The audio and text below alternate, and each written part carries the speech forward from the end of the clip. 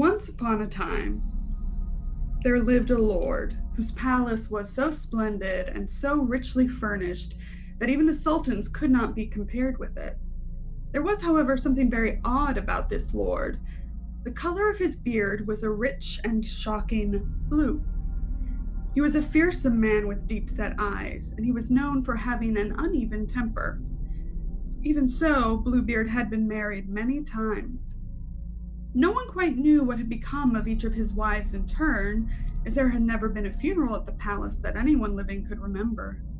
They simply vanished, and when time passed, he would marry anew. One day, Bluebeard went hunting in the countryside near his estate. With the sun high, he came upon a dilapidated farmstead and wished to slake his thirst and rest. The farmers were eager to please the powerful lord and sent their lovely young daughter scurrying to serve him tea and bread. Bluebeard was instantly smitten with her beauty. He decided right then that he would take her as his wife. For a week, he entertained her amongst a cadre of other fine lords and ladies. No expense was spared. His wealth was dazzling in the way a cobra dazzles a mouse. After that single hedonistic week, Bluebeard came to call with a marriage proposal. Bluebeard scared the young woman, but she couldn't let her family languish in poverty, and besides, maybe his beard wasn't quite that blue. She accepted his proposal. In short order, they were married at the palace.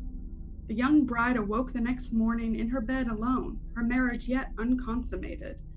This caused her some amount of anxiety, yet also relief. She was escorted by a servant to the dining hall, and there she found Bluebeard breaking his fast. He greeted her cheerily and bade her eat.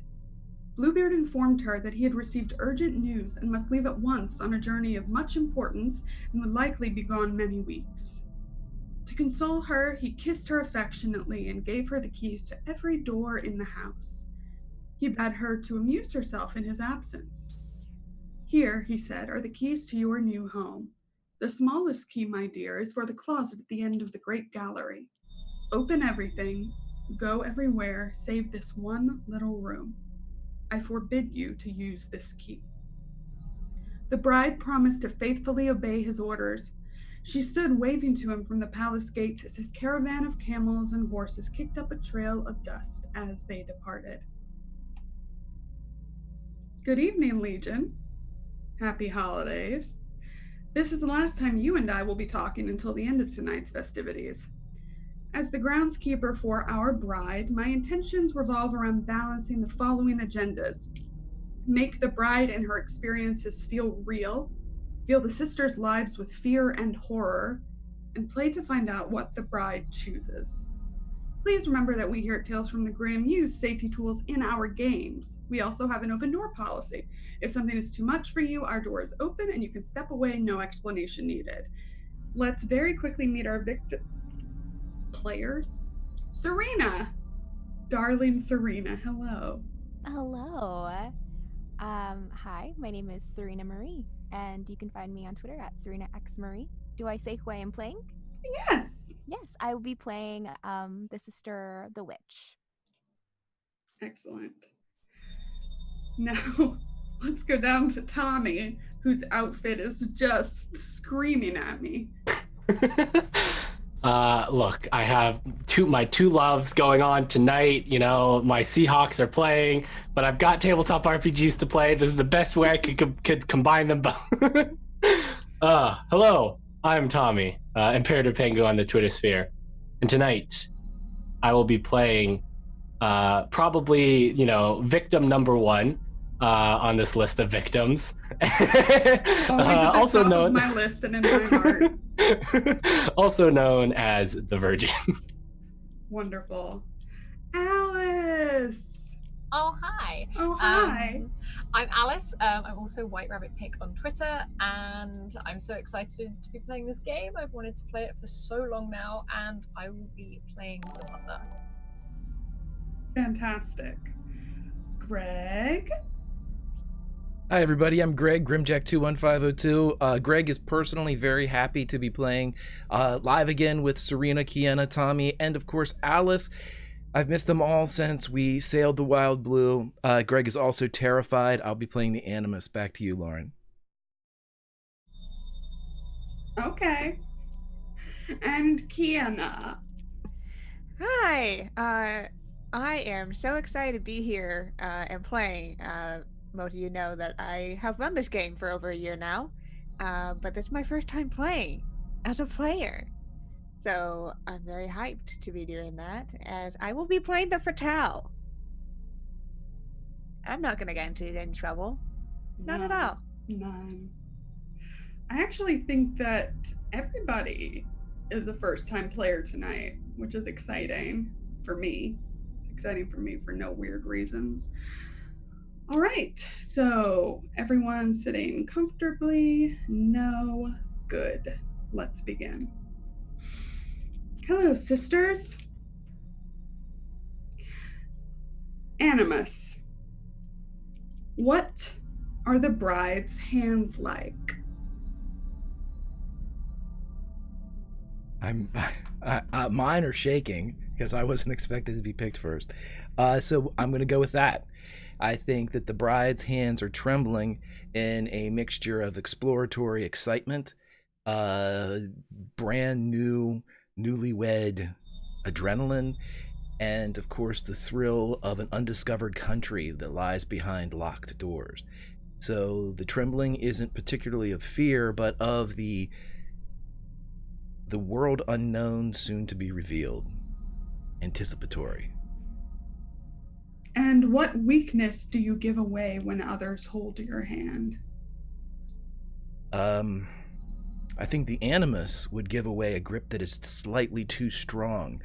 And normally strength might be not considered a weakness unless you are gripping too strongly, unless you are hurting if you hold too tightly, which conveys in and of itself a sense of recklessness, of the inability to control order, of grasping too tightly.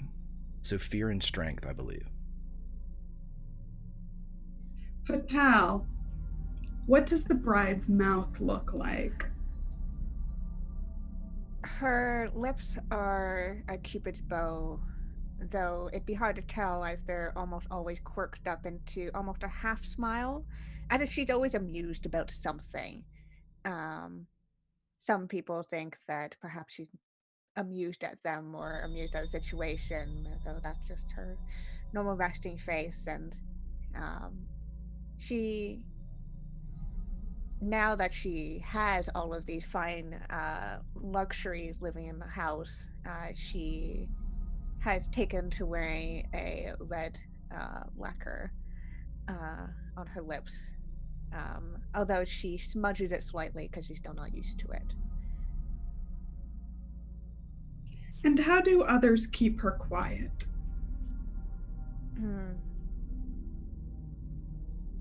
They put a hand on her shoulder and talk over her and talk down to her.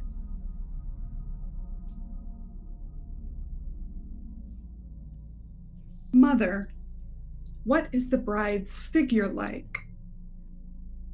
She is taller, probably, than most, and she does have curves. However, she has, when she was younger, often picked on for her height, and as she was growing her gangliness, but now she almost uses it to walk tall and with pride, and almost to use it, her height, as a bit of an advantage, but there's always a little bit of wariness there.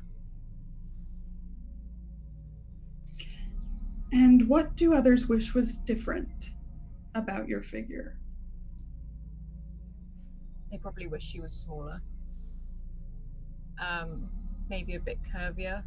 Being smaller, being easier to control at a better... so she couldn't look them directly in the eye.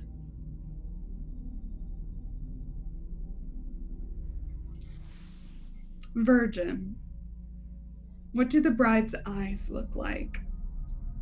They are a warm honey brown.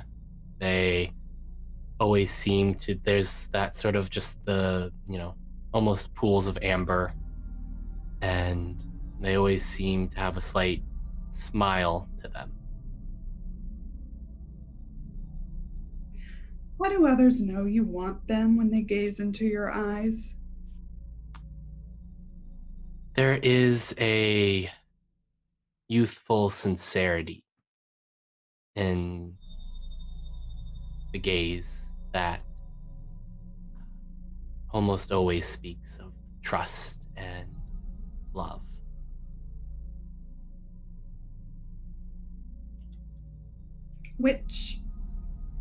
What is the bride's hair like? Her hair is very curly and dark. It's the type of dark hair that almost absorbs light. It doesn't like reflect, it doesn't gleam, it sucks the light out of the room. And its curls are large and cascade over each other. And it's long, I would say, probably to the middle of her back. How do others like you to wear it? I think that others like her to wear her hair out of her face and up to be more feminine and ladylike. I think that her hair constantly is like bulging against the restraints that it's in, like with ribbon, and to be and appear more feminine. So she generally wears it in braids or kind of in an up chingon. I don't know how to say that word. Wonderful. Sisters, I will ask each of you, what are you leaving behind from your provincial life to become Bluebeard's bride? Animus.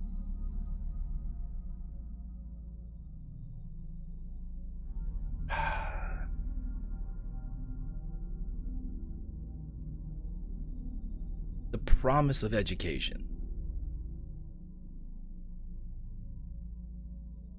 The potential for power inside books.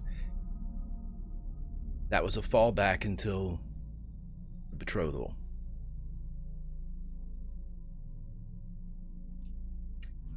Fatal.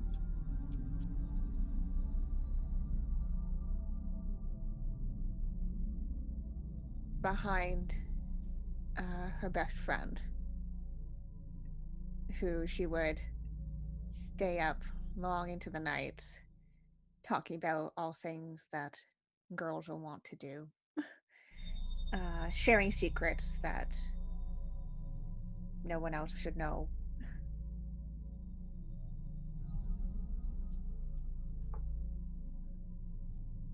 Mother. Left behind her own mother, the one who has probably guided her in every single decision she's ever made. If she had questions, she'd go straight to her. If she ever worried, straight to her mother. And her mother is getting older and maybe a little bit sickly, so there was a real sort of break that she had to be separated when the betrothal happened. Virgin. Comfort. The sort of the comfort of knowing what each day was going to be, the comfort of being in a place that you know, the comfort of being around people that you know.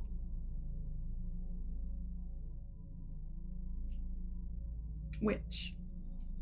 I believe she's leaving behind true privacy and solitude, being in the manor and living for somebody else. She used to be able to go on walks and not have to report or talk to anybody. Yeah. Sisters, when you first met Bluebeard, what loving gesture did he make that won you over? Animus.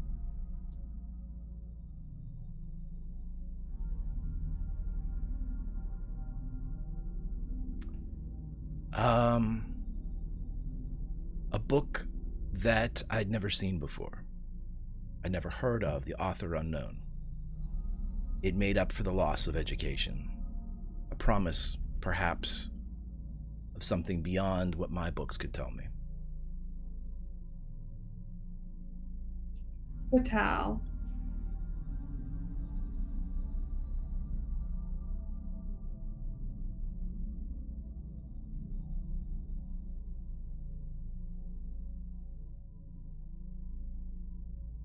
Treated me like a noble woman, although I wasn't one yet. Made sure to hold out his hand for me to hold on to as I went down a step. You know, offered his coat to me when I got colder, opened doors for me, and made sure that the chair was pulled out. All these little things that nobody had ever thought to do before. Mother. Stability for the family that I was leaving behind. My mother wasn't well, and it was no problem for him. He could do anything to make my family comfortable, and would often put an arm around my shoulders and say, "They'll be fine, and you'll be fine. Even though far apart, they will be well cared for." Virgin. Vulnerability. He showed a side of him that he doesn't show other people. Just for us, for me.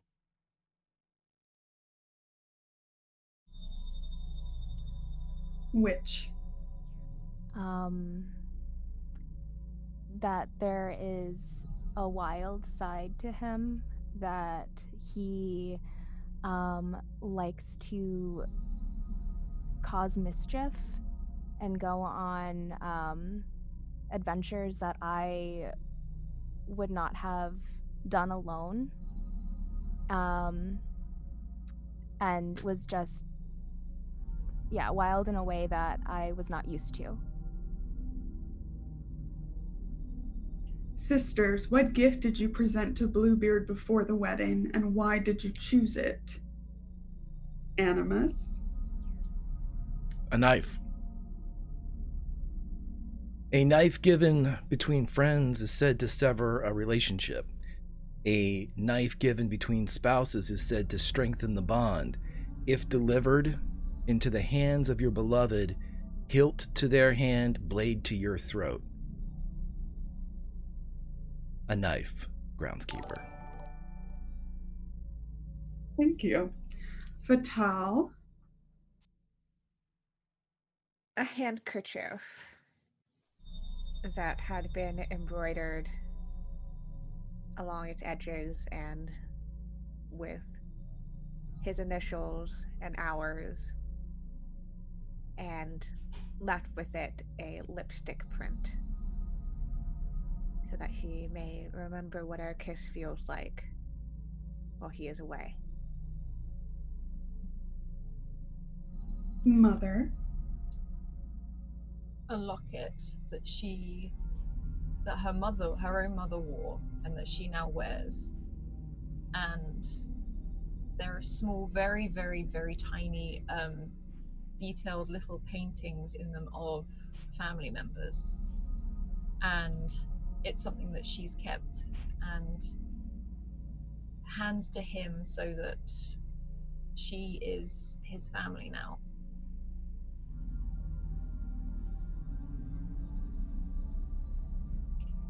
Virgin. A cutting of a chrysanthemum shrub from where I came from. It was a flower that I cherished, and it represents sort of the vows that we make of marriage, of honesty and fidelity, loyalty.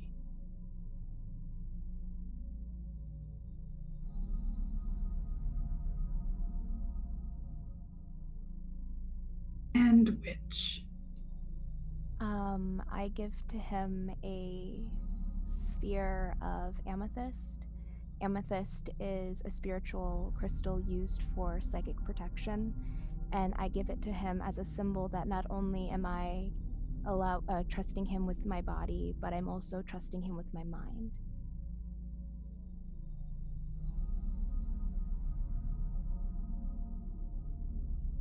And finally, do you trust your generous husband, Bluebeard, or do you hold unkind suspicions? And why is that? Animus. Explain if you trust or both. Do I go into detail about both? Whichever you do. If you trust, then detail about that. If you don't, detail about that.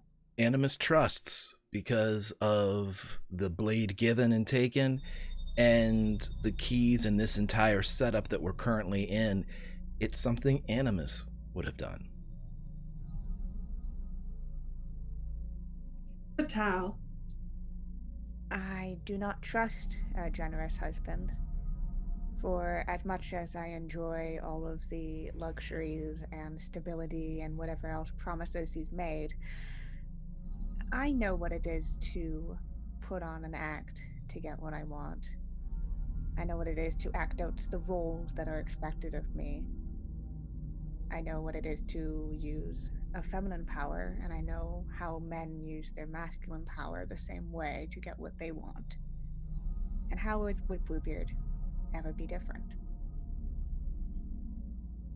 Mother. Does not trust, but she's been told to trust them.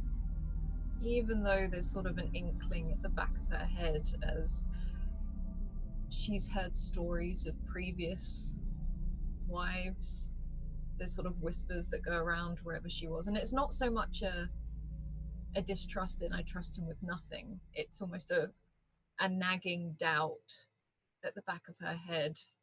But her mother's always told her to be a good wife and trust, but there's something there that she just doesn't. Virgin. I trust him. I think that anyone who can be, who can show their vulnerabilities can be trusted, especially in a powerful person.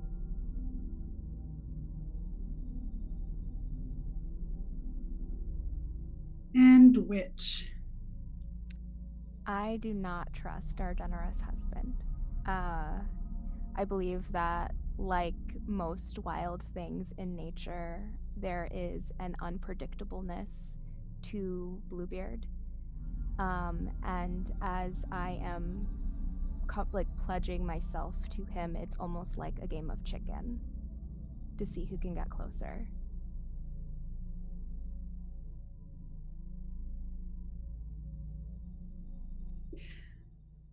So we've heard about your relationship with your husband, and now for your relationships with each other. Animus, you hold yourself apart from your sisters, but who is the only one who soothes you? Explain a time they calmed your rage. Mother, who would have to be Mother. Guiding light, direction.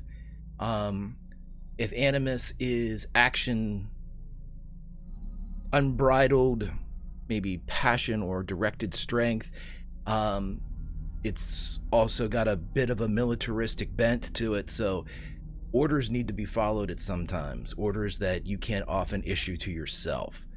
And so, when in fault, or when in doubt, look to Mother. And of whom are you envious? Explain why you can never compare to them. Fatal. Because different sides of the coin. I can't be them. Perhaps they can't be me. We're just, in my mind, too different.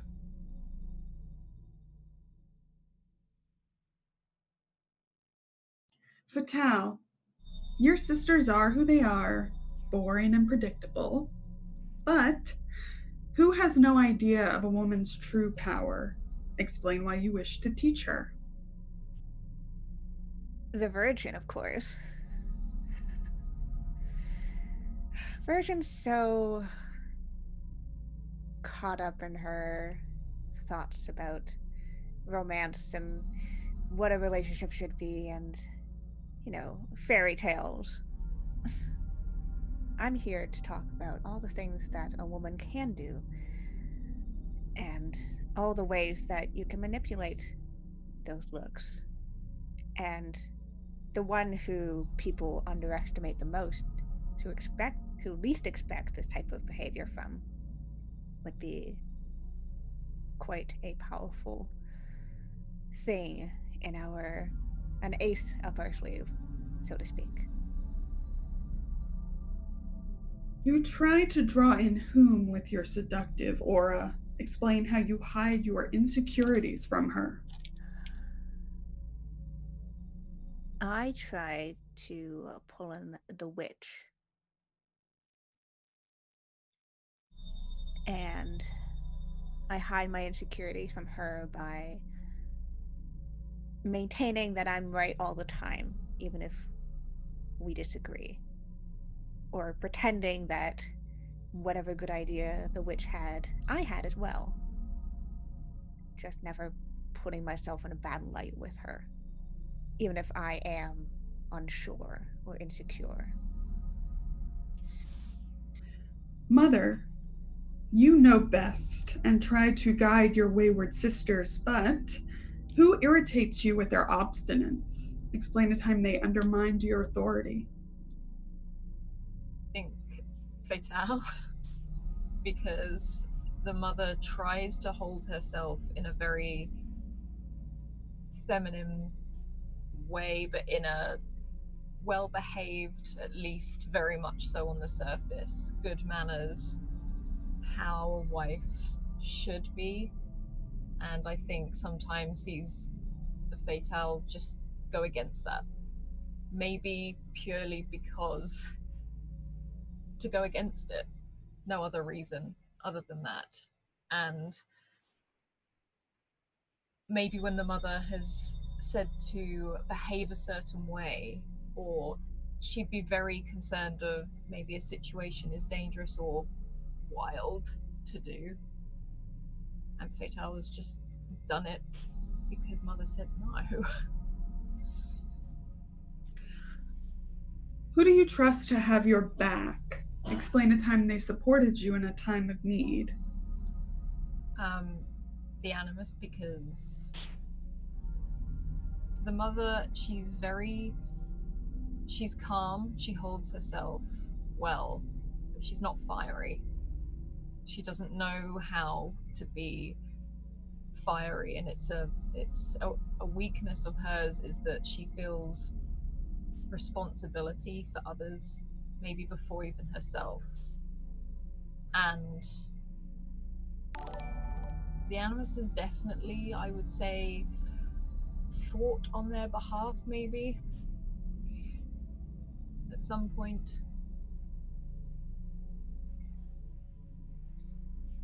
Virgin, you trust your sisters for the most part, but who blackens your innocence with her every word?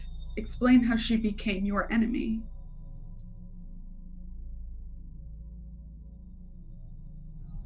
I think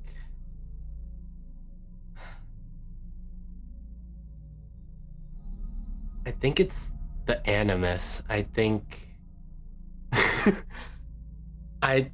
that I feel like the animus doesn't quite understand my perhaps not always being forthright, like not taking immediate action with, like, taking a more passive role in things. And I think that is something that the animus and I have perhaps had a fight or two over.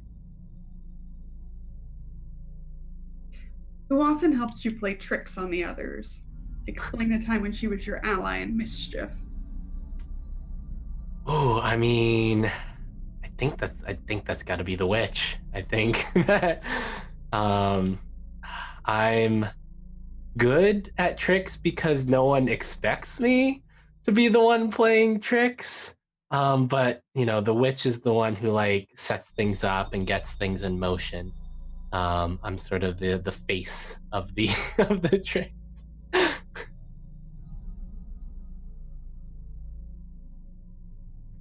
Witch. Your sisters are not nearly as important as power, but who is a useful tool? Explain how they helped your pursuit of blasphemous craft.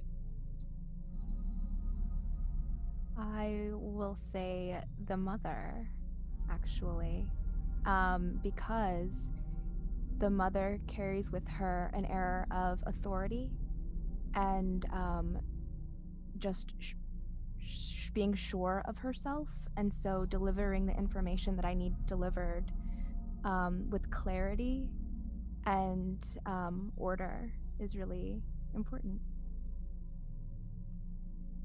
And who draws an evil to her? Explain what you have done to keep that evil at bay.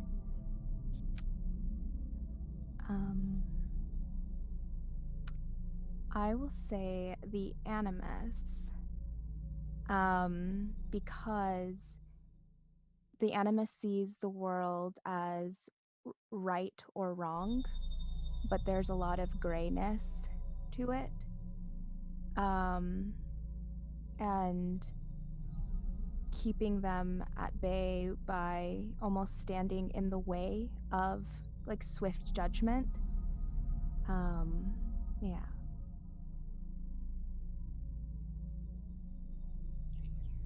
And so our bride breathes life. Does anybody want the ring? Sure. Oh, all right.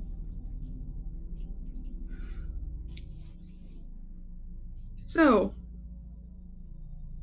a house stands before you, the ring of keys at your side, your wedding ring on your hand. Your sisters, while you have the ring animus, may talk, they may investigate, cry out, but there are some things that only you can do, like tell me what the key you choose looks like. Describe it. It's ivory without a back. It's an ivory key that simply has the stem and it has the teeth of the key to depress the tumblers, but where there would be some type of flat back to it or a tail, a key tail, it's been broken off.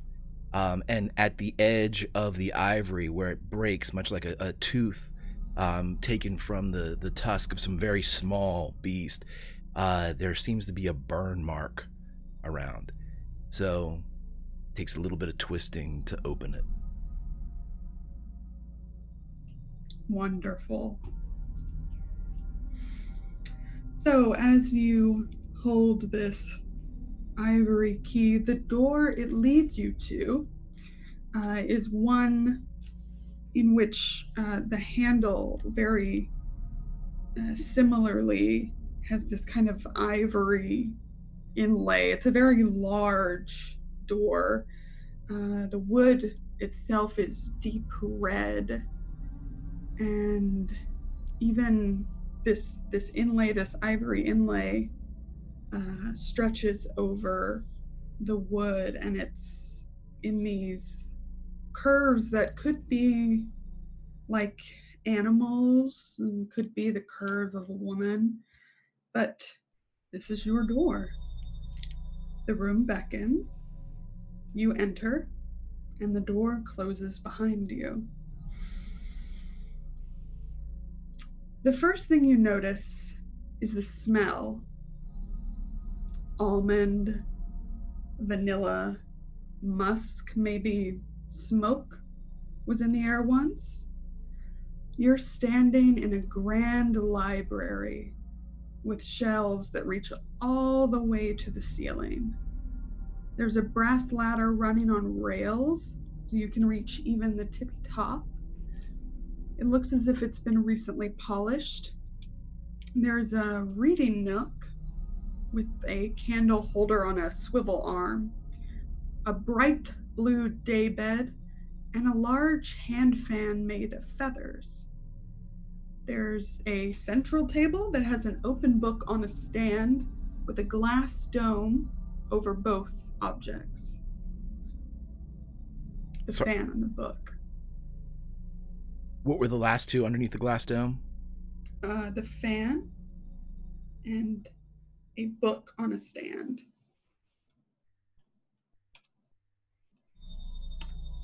And what would you all like to do? You, of course, may talk to each other if you'd like. Animus would simply gesture around. Knowledge. For us. I think we should look at the fan. The book could hold secrets. But the fan. The fan's very pretty. Look first, but don't touch. It's a fan. Just grab the book. I mean, there is the glass dome over it. We are gonna have to move that.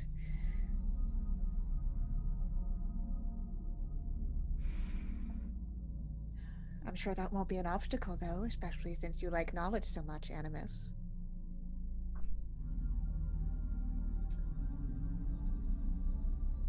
Perhaps. It is glass.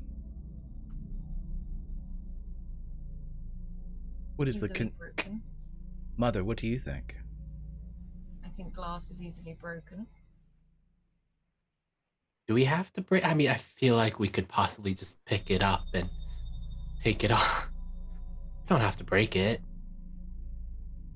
No, but our hands are shaky.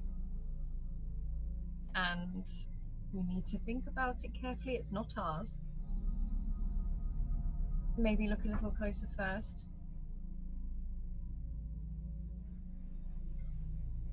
Isn't everything in this house ours now? That's what I was literally going to say. We own everything here. We are the lady of the house, after all. Mm-hmm. Would someone like to investigate a mysterious object? Yes. Which? So, you may ask two of the following questions. Whose item is this? What memories does this item hold? What about this item is odd or uncanny? And why did Bluebeard keep this item? Is that the person holding the ring? That's No, not me. Is anyone that me? can do it. Oh. Okay. Curiosity is a womanly virtue. My two questions for the book then would be, what about this item is odd or uncanny? And what memories does this item hold?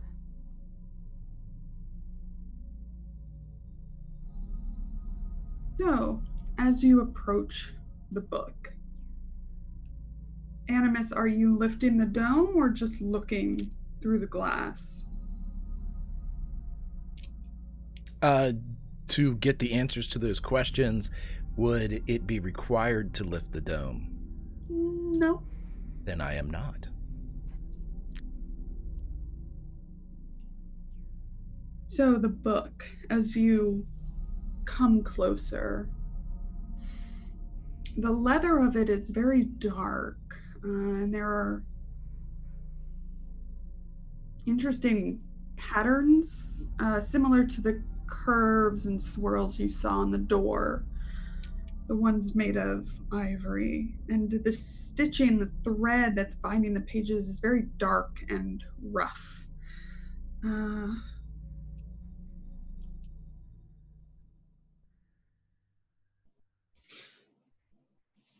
you asked what memories it holds? Mm-hmm. So just to finish up, what's odd or uncanny about it?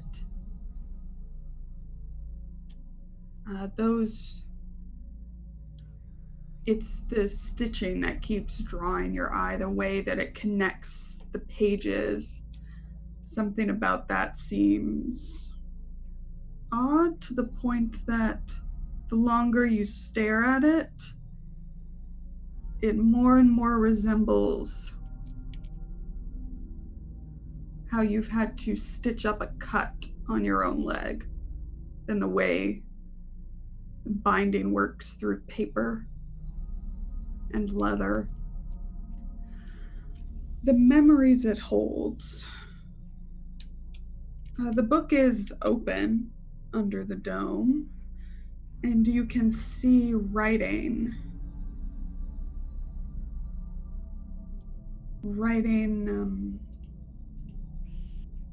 Almost like a catalog. Two eyes in different gray. Silver hair, and then silver is scratched out, followed by ashy, then scratched out again, mousy, scratched out again, boring, things of that nature. And you get the sense that with its size and that odd, familiar feeling you had that this may be a diary. The handwriting is very feminine. It's very careful, except where it is scratched out. And of course, it's inked in red.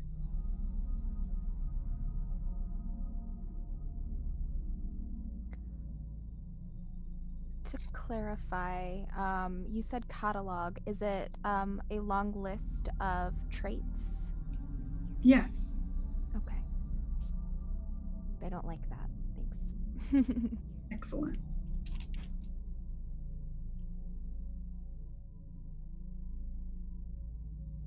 Okay, so we got to look at the book. Can we look at the fan now?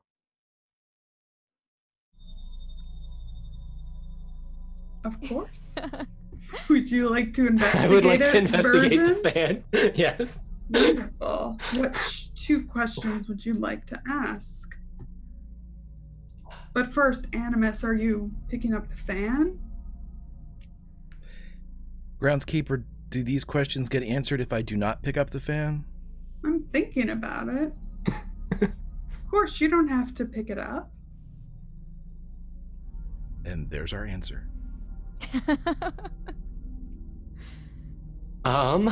I would like to know, what memories does this item hold? And why does Bluebeard keep this item?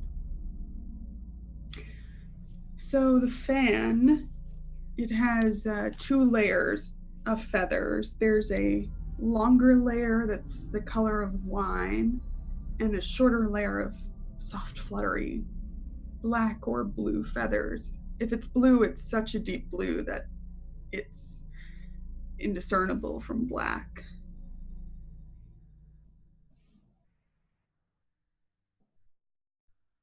And you wanted to know why Bluebeard keeps it and what memories it holds, correct? Yes. The memories you get as a gust of wind moves through maybe an open window somewhere else in the library. You swear that you see the feathers flutter, even though they're under a glass dome. And on that gust of wind, you hear a whisper. You are not beautiful enough. Like it's in your ear. A whisper you may have heard before. You don't deserve these things. Yes. And as for why Bluebeard keeps it, it belonged to a former wife, and he is sentimental. You're not sure where she's gone, but it seems that this was something she brought into the house. And you keep hearing those whispers on the wind.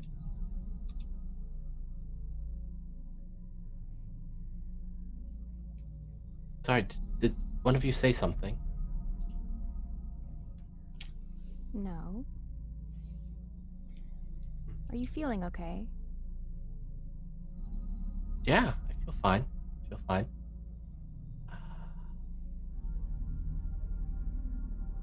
I mean, we've looked at them now. Can we Perhaps touch we them take now? one of them out? Yes. See, you get it. I get it. I do. The reading nook. There is a candle holder in the reading nook. Is there a candle in the candle holder in the reading nook? Yes. Is it lit? No. Is there an implement in which to light it? Yes. I light it. All right. It's slightly brighter. I sit in the nook as if I were reading and look at the library around. Do I see anything from this vantage point?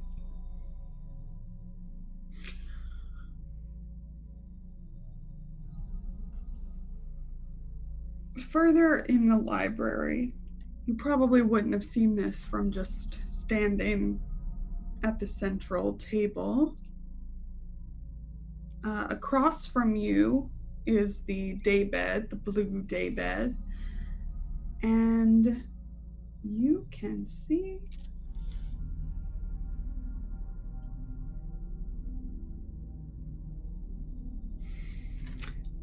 a young man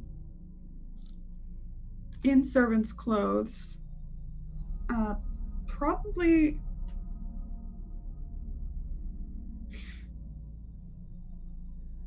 you're not sure if it's house servant clothes or more for the outdoors, but he is very handsome, very fine features.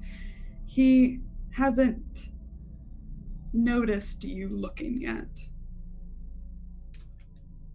Does anybody else notice that I've noticed that he's not noticing, or do we all get the same? Yes, We're I all think seeing this. you We're all on the same see body. him. Okay. Yeah. I didn't know how the eyeballs worked. Oh.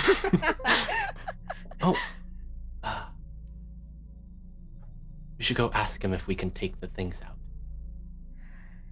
Do we have to ask permission from a servant? We Maybe should we tell can the ask him servant to to- do it. We're Oh. new here. We could do to make friends. Don't know if ordering Yes, friends. him around would do that. You can ask the servant to remove the book. It's a great idea, Animus. Yeah, you can do that. I believe it is. And I give the ring to the witch. Okay. So, Animus, you are currently immune to trauma. I know. I knew you knew.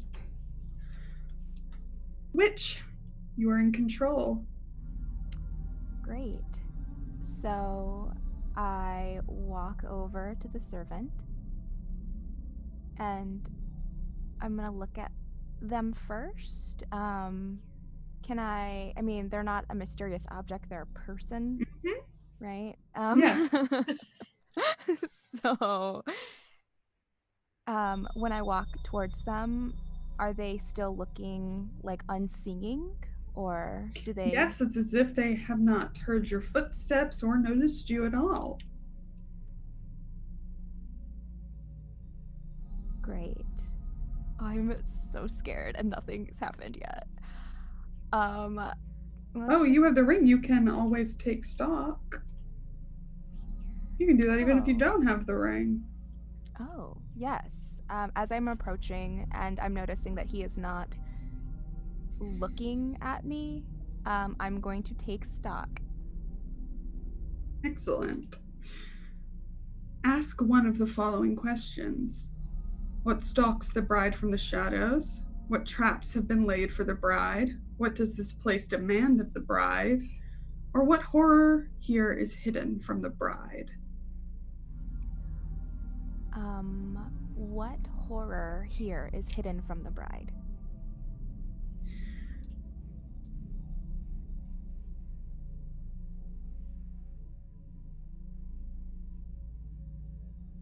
Well, there are a couple, but we'll start with one.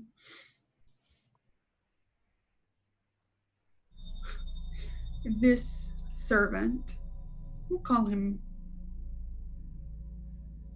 Jasper. He's definitely noticed you. And he wanted to feign the appearance of not noticing you.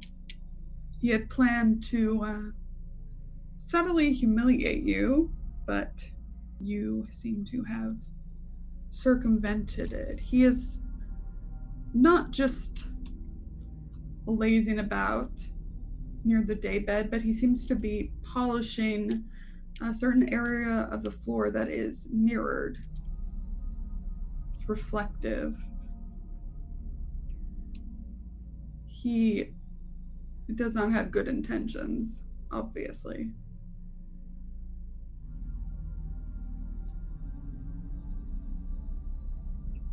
Okay.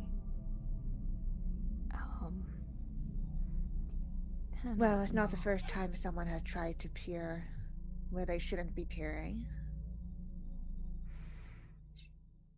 Should we still say hello?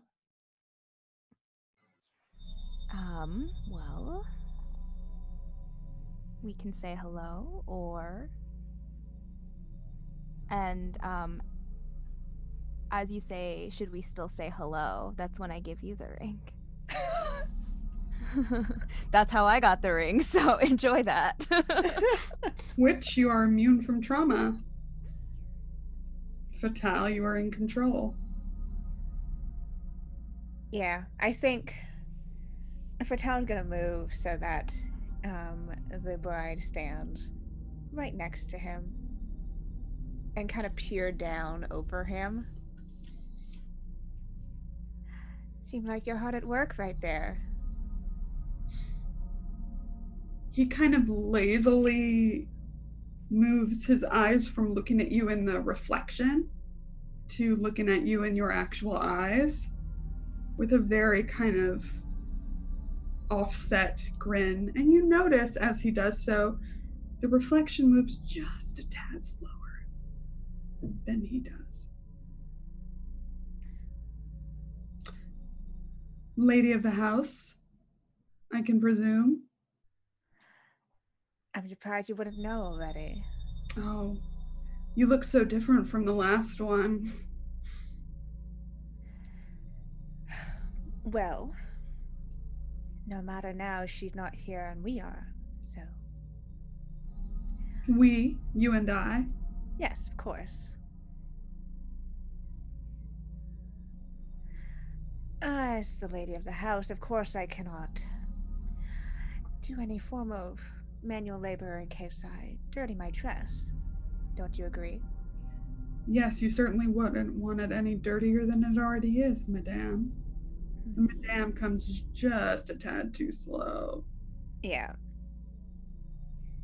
The Fatale smiles, but in that cold way where it doesn't reach her eyes. Well, why don't you be a dear and open up that glass dome over there? I have some curious thoughts about what's in there. And of course, everything that's housed is mine, as I am the Lord's wife. Is that not correct? He kind of shrugs, never really losing the cocky smile. But he nods and kind of slowly begins moving toward the dome. And he stops about halfway. Those were hers. The last ladies, I mean. Oh, well, I suppose better that way. Perhaps I can know what's so captivating about her that you would remember her and not me. Everything. And he keeps walking. again, as he turns, it's like the reflection is just the tiniest bit slower. I'd like to investigate mysterious object, please and thank you. Sure. Let me check out that mirror, please. That floor, though? Yeah, the Sure. floor. The reflective Which floor. 2 questions? I mean, obviously, what about this item is odd uncanny? I'd like to know why Bluebeard keeps this item. Mm-hmm. Bluebeard keeps this item because it was very expensive to have installed. It's Venetian glass. It's beautiful. And what about it is odd or uncanny? You're not sure if it's the overhead lighting or the flickering candle that Animus lit, but when you look down, you don't see yourself as you normally do, or perhaps this is the way you see yourself. Your dark hair is ashy, not lustrous. Your curls are limp. Your height is almost like you're in a carnival mirror. You're so tall in this reflection. Your eyes, there are crow's feet already creeping in. As I watch the servant go and slowly go towards the glass dome, I lift up a foot, which had a very nice heel on it. All these fine shoes. And I bring it down on the floor to crack it. Would you like to dirty yourself with violence? Sure. Wonderful. Dirty myself with violence. Carnality. That's an 8. An 8. On a hit, you inflict trauma as established and choose 1. Disable it, silence it, or mutilate it. I'd like to mutilate it, please. And on a 7 to 9, choose 1 from below as well. Your vulnerability opens you up to trauma, or your carelessness leaves you in a bad spot. I think this is going to leave us in a bad spot. Great. So, as you bring your heel down and the glass cracks, almost like a spider web from your heel, Jasper turns much more quickly than he's moved before, with none of the easy smile or easy stance. And your heel, as you try to take it out and do whatever it is you were going to do next, your heel is stuck, and your foot is stuck in your shoe. Oh dear, so clumsy of me. I'm sorry to put all your hard work to waste. There are 2 or 3 inhales, and the smile slowly crawls back. I've never seen one of his wives do that before. Oh goody, I'm glad I'm making such a memorable impression. You certainly are, Madame. He walks towards you. Are you in need of assistance? Perhaps. May I?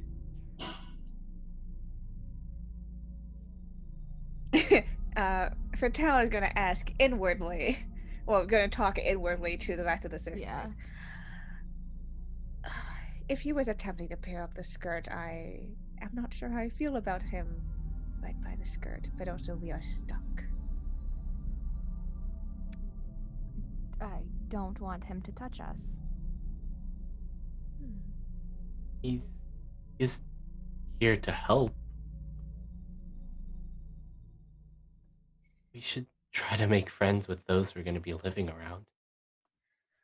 It wouldn't be a very pleasant experience if we didn't. Well, it isn't our fault that he happens to be so hostile. I mean, perhaps he believes we are disposable, right? How many wives? You know, apparently there's been many before us. We are stuck, and we don't want him to touch us. Can't So we do wiggle? have another free heal in case he does.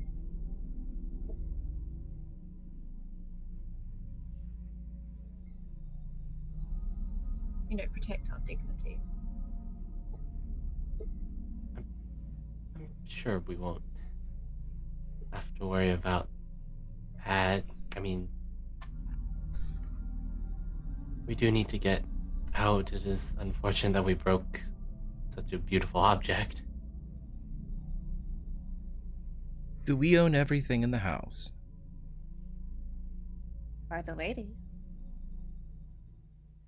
We just broke something in the house. He is in the house. We can break him. We keep talking about her. Look, we're new here. They're used to seeing people come and go. It's perhaps a way of not dealing with things, I guess.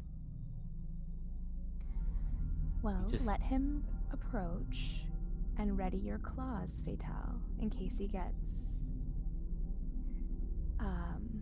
In case he crosses a line. That's all we can do, right? Be prepared. Of course, and I'm sure we can flip this to our advantage anyways. What if instead of hurting him to be prepared for something, why don't we come up with one of those tricks you love, which perhaps I think that's better than hurting him? Well, it's protecting us. We will not hurt him if he does not hurt us. But a trick, we can do that.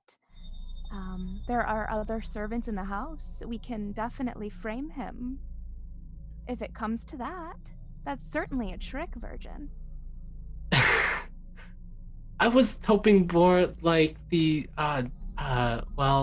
just the pants fall down at an unfortunate time, or embarrass him.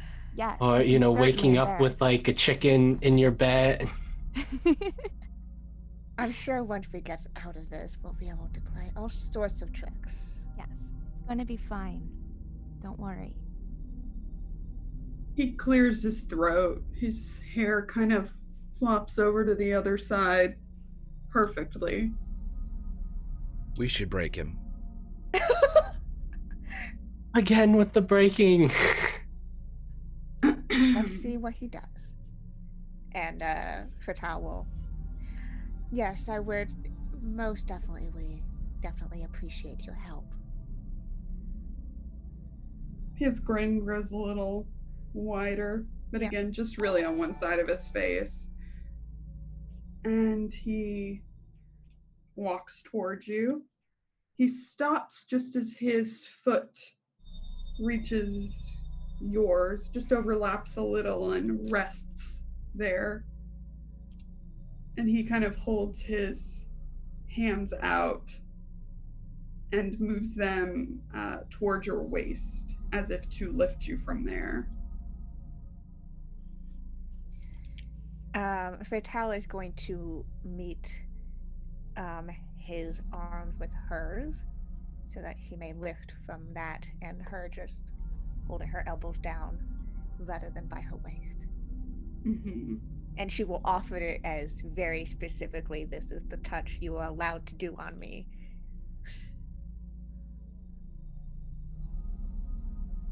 He kind of drops his hands when you do that and doesn't quite roll his eyes. Would you prefer I pull from the foot?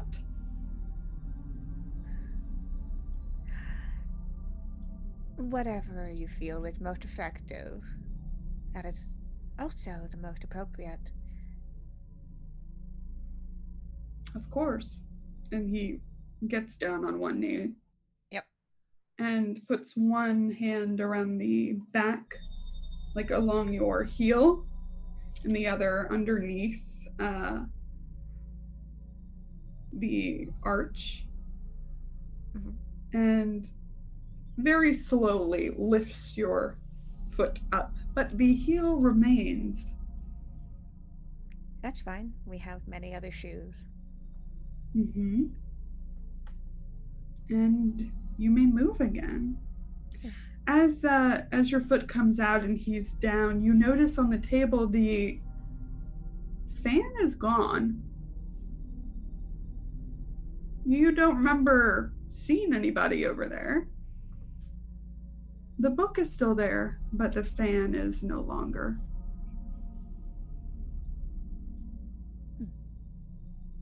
As soon as we are freed, Fatal will take a step and move away from the glass. And at the same time, she will slip out of her other remaining heel, because walking lopsided is less elegant than just simply walking on bare feet, especially when the dress is floor length, so you can't even see. See, now that wasn't so hard. Is there anything else I can assist you with, madame? I think we're all right. Thank you, He though.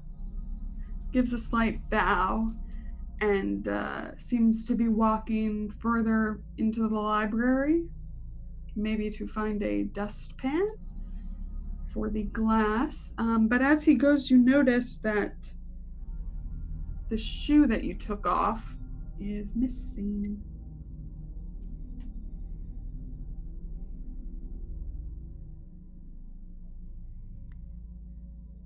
Did we Are- misplace our shoe? Are both shoes missing or just the No, one? just the one. Not the one that's stuck. That's still there. And he whistles as he goes. Such unpleasantries. It's a good thing we have another couple dozen pairs. More Things than are- enough to deal with. Can I things take are stock? Certainly going missing. Yeah, we need to. Yeah, someone. I love stock. Go ahead, ask one of those questions. What does this place demand of the bride? This place demands an admittance of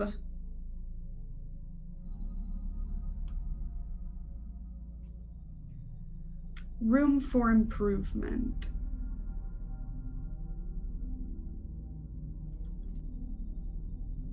Well, someone else is going to have to admit that we have room to improve.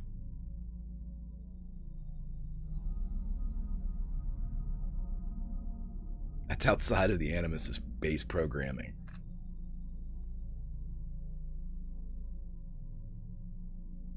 Well, this book certainly has a lot of traits, scratched off ones that maybe mark someone's journey towards self-improvement. Mark off aspects of ourselves and degrade ourselves to the point of acceptance from this space.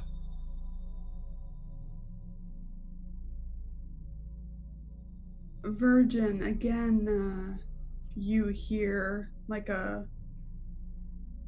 whisper on the wind as the rest of you feel another gust go through and see, now that the fan is gone, though, the book does turn, even though it's still under its glass dome. Never be enough. Not pretty enough. You laugh too much. Our Wait. eyes. Are you sure one of you isn't? Witch, are you playing any tricks on me? I would never play tricks on you. Teeth are crooked. They're yellow. not so sure I like this room anymore. Well, let's... I'm all for self-improvement, but... There is nothing wrong with us. Well, No. we can't just say that. Too tall. Self-dep... Too tall, you want. Can we please leave? Can we leave? Can we please leave this room? Please. Sure. He chose us for a reason. There is nothing wrong with us. This is a test we must pass.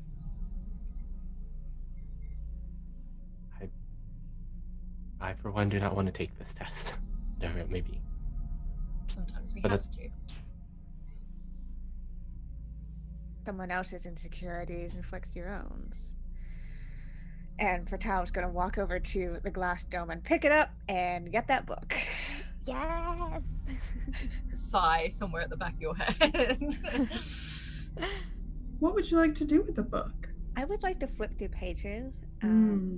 I just want to see more of what's being written there. What other things more about this bride other than just the catalog of things that she felt were flaws. It seems that the page that was open is the shortest by far, and the handwriting changes as you flip back. Same ink, but seemingly different women, different lists. And the book is so soft.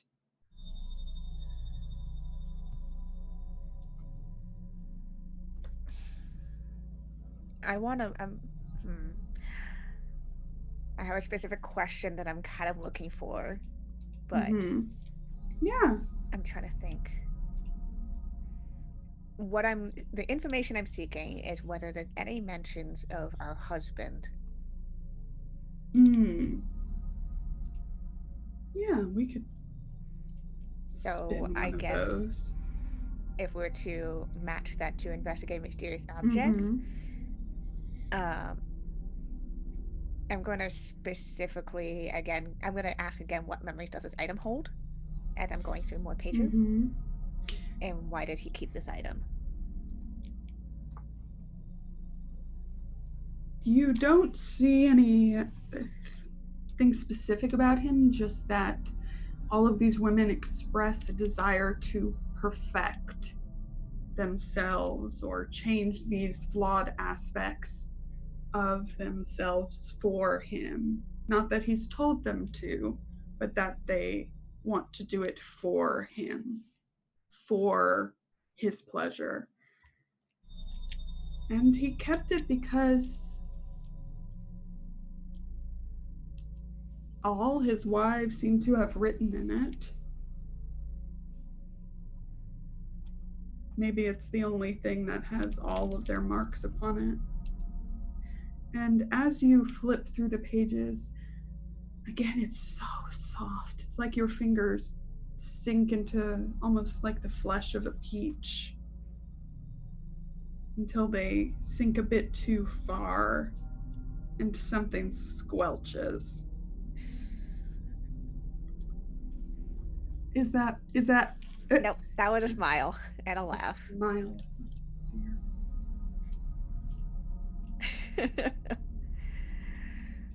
Not a shiver yet. And she will stop at that page.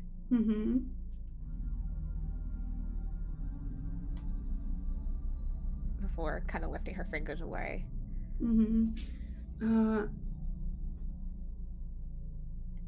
The pages were thick, and it seems like you've, again, like the flesh of a fruit, have stuck in too far, and what comes out is pulpy, brown-ish, maybe once orange or red.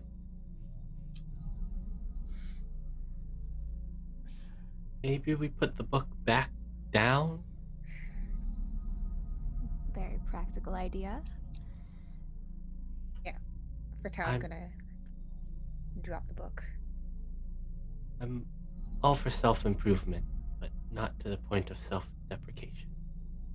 You release the book, but it does not fall from your hands. Where your fingers are touching it, it seems like your right hand that went in too far is free, but your left is still attached.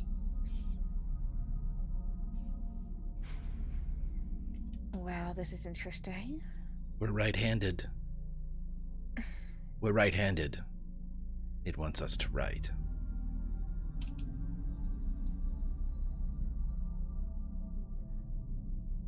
Well, what shall we write?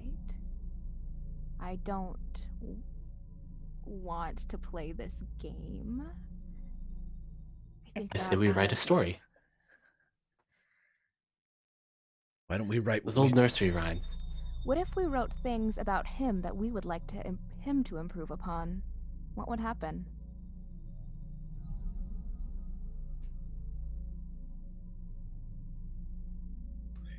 We could look in the shattered mirror and write what we see.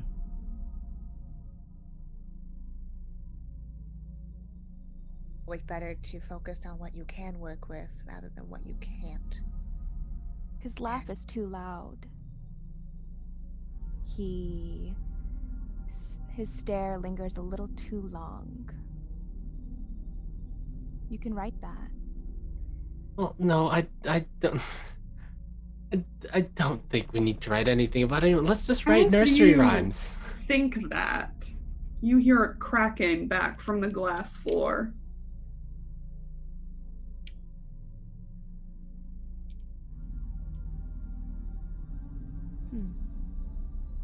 I'm gonna look over there. Oh, are you? Yeah. Uh-huh. It's in a different part. I mean, all you can see from this angle. You have to go back actually around the corner because you could only see it from the reading nook.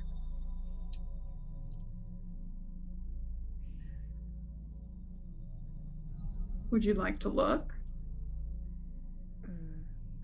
I'm gonna look at this. I'm gonna deal with this book first. Sure.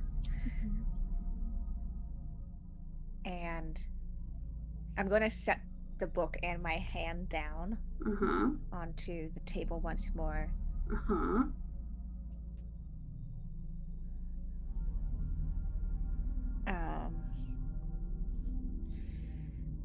And I'm just gonna kind of, whatever free fingers I have, stroke that binding on it.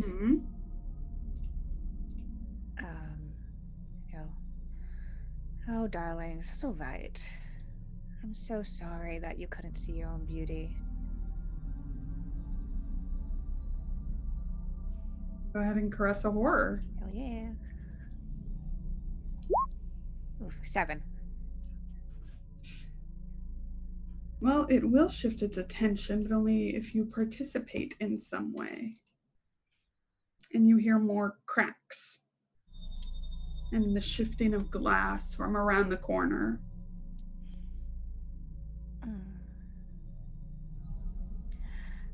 Perhaps if we talk about whoever that is flaws, that'll sate you for a bit. Sure. Do you want to go see them? Yep. Let's go. All right. You're in charge. You walk around the corner, and standing in the center of the mirrored floor is a woman. In her undergarments, corset and a sheer skirt, but they're dark. Her whole body seems to be dark unnaturally so, as if she's covered in something. And you see she has a shard of the broken glass in her hand. And she seems to be rubbing it against her side or carving it against her side.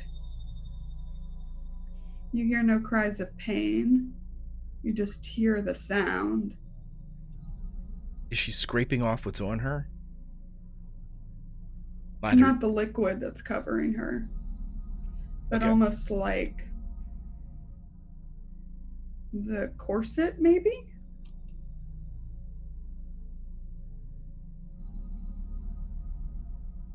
What is Her she back doing? is to you. Should we call out?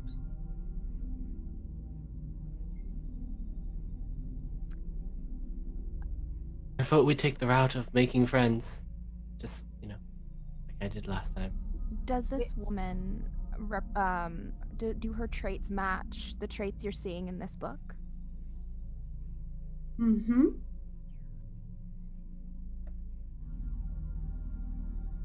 As far as you can tell, the silvery hair.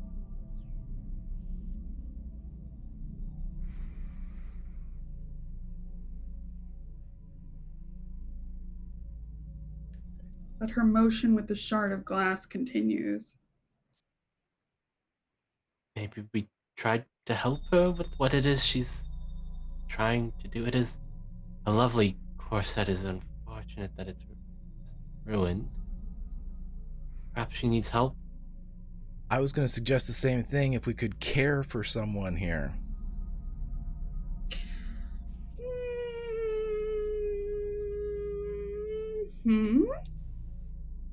Sure. I certainly don't like the way that you mm-hmmed. I'll work on that. Yeah, go ahead. You can roll that. That doesn't look like a roll. You can. Oh, that's right. It's one of the maiden moves. I was actually asking the group. Is this something? I would like to help them. I do not trust this situation. I think the Virgin is onto something. Virgin, you should care for them. You can always take stock too.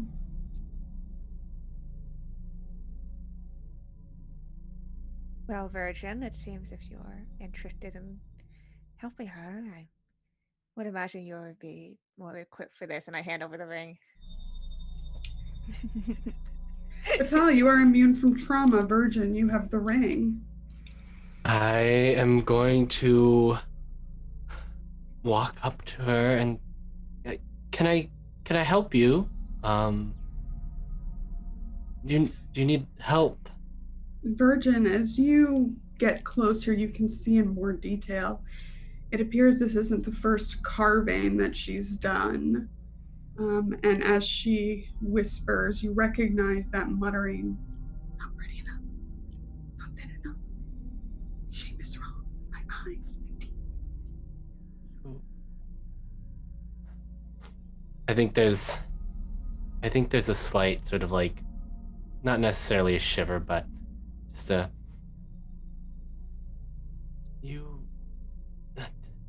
don't say that about yourself. You're very lovely. I like how you look.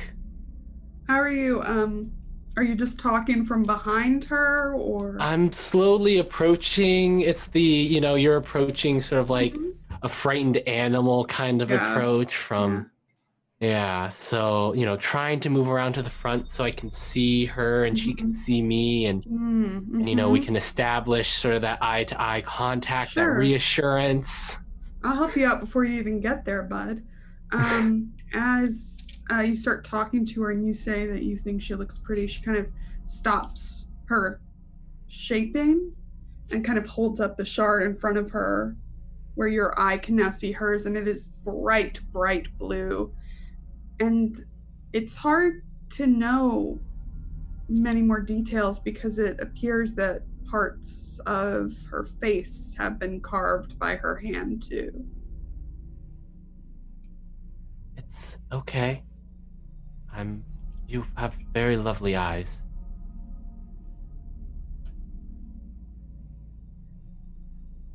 And I'm going to edge around to try and move around to the front. just edging around. Sure. You see her full form before you, and there is not much skin left on her. Poor unfortunate, I don't say this out loud, but you poor unfortunate dear. She can't be saved. I think we can. I think she just. I think that she harmed herself for our husband and now is an echo of the person she used to be. She takes a step towards you. More of a lurch.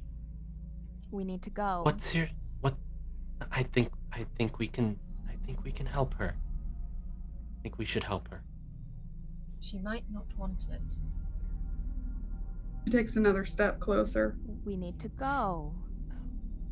What's your name? Step back as you speak. She opens her mouth to answer, but it's just a whisper and you can't quite make it out. Perhaps you could write it down somewhere? I understand it can be hard to be who we are, but She takes 2 more steps. Open Back the book. away. Let's back away. And she's holding the mirrored glass up to you. Open the book. she's just against pointing the mirror. glass at me. She's not holding it out threateningly, Not is like she? this, like Okay. this. As if look at yourself. Look at your flaws. Open the book. I look at myself. That's You see an old woman look back at you. Her youthful amber eyes, the dull color of urine, crow's feet everywhere. I see someone who has lived a long and full life, who has no doubt had many wonderful experiences, and I'm sure there were times that were hard, but there is beauty there. It's just different. A sound comes out of her. Not an answer. It doesn't sound quite human. Almost a scream of rage, and she charges at you. I would like to caress a horror and use my move.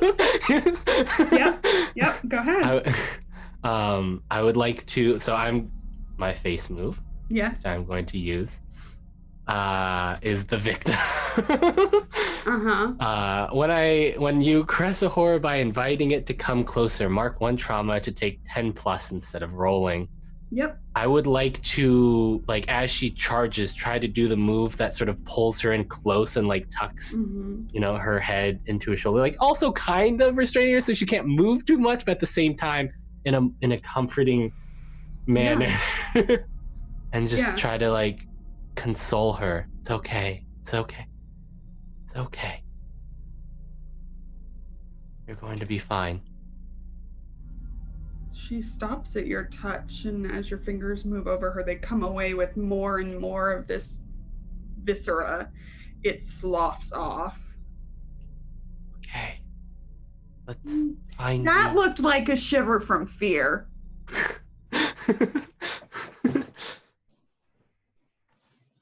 So, this does work.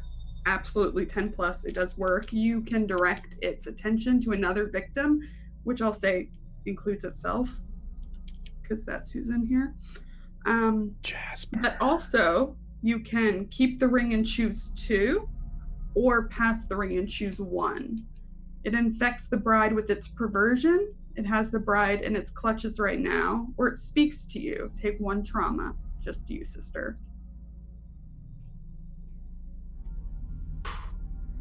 Okay.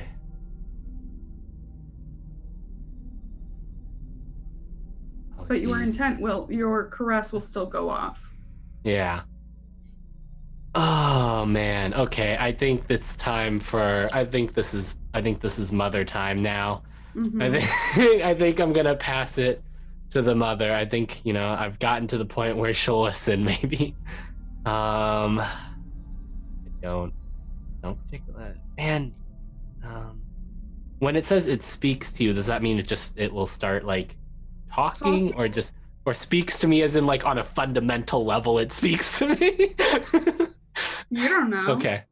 I can't take a trauma right now. I just took one, so I think it has us in its clutches right now. Mm-hmm. And I'm sorry, Mother, but I think this is your area of expertise. Wonderful. So as you hold it and you pass the ring off, it does shift its attention. It does not seem to now want to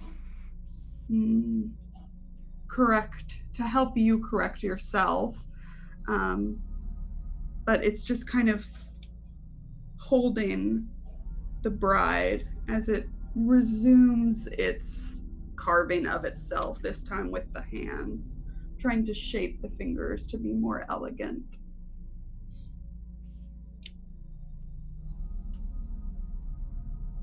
So how is she in like reaching distance? Mm-hmm. She is right? around you. Her arms are kind of, it's almost as if she's giving you her weight, which is nothing.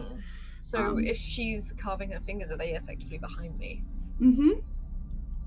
I think the mother sort of reaches back, these hands that she's carving. She stops the carving with one hand and then links her fingers with the one that is being carved and pulls it away from her and sort of holds her hand up to see how similar they are, but sort of trying to do it in a comforting way, almost like to show her she doesn't say anything.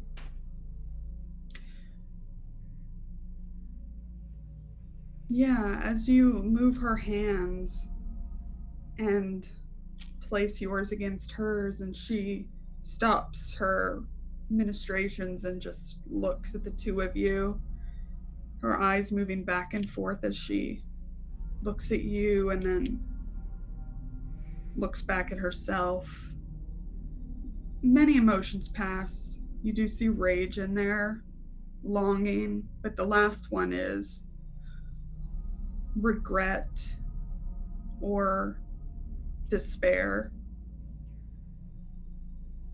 And she begins to back away from you and walk back toward the reading nook. Just lets go of the hands, not as like an immediate drop, but almost like lingers. Her fingers there, trying to keep the connection with this woman as long as possible. And sort of just drops her hand afterwards. Am I actually covered in anything? Or... Yes. Yeah. Whatever color your dress was before, it is stained with almost this brown red. Maybe it was skin once. She sort of holds out her hand and looks. The book has fallen from your hand, by the way, as she left. Can we leave this room? I think it's time to perhaps I would like go to get a leave. bath? Or Change going through clothes. clothes today? Yes, all you have to do to leave the room is propose a truth. If you'd like to leave without, you can always escape.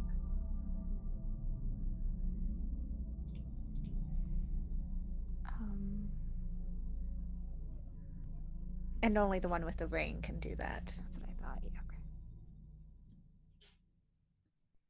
Escape or propose a truth, did you say? Mm-hmm. Oh, I'm the mother. I'd probably propose a truth. Excellent. So you just detail what you think happened in the room, to whom and why, and then what you take to prove your point, support your interpretation. So what just happened in this room, or what we think happened? What you think happened to make this room the way it is. I think she looks towards this woman in the nook. She looks at the book on the floor, looks down at her skirts and her hands, something very awful has happened here. And I think it's still happening. And she'll probably reach back and think, do I take the book? You can rip out a page of the book. Do I want to break it, though? It's already broken.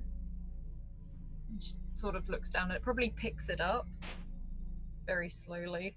She does not want to hug it to her. She doesn't want it to be like anywhere too close. Not holding it at arm's length like that, but it's held almost very delicately. She doesn't want to sink her fingers in. She doesn't want to. She's holding it flat.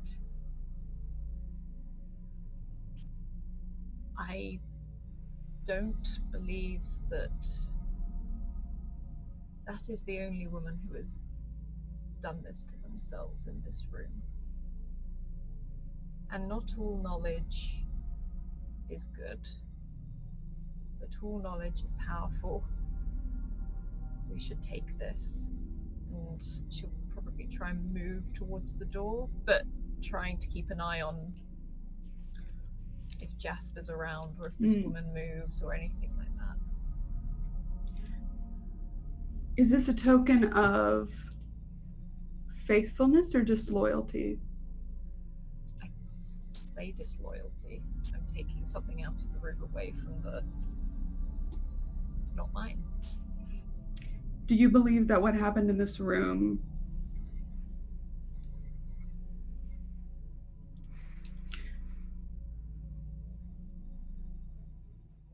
was Bluebeard's fault?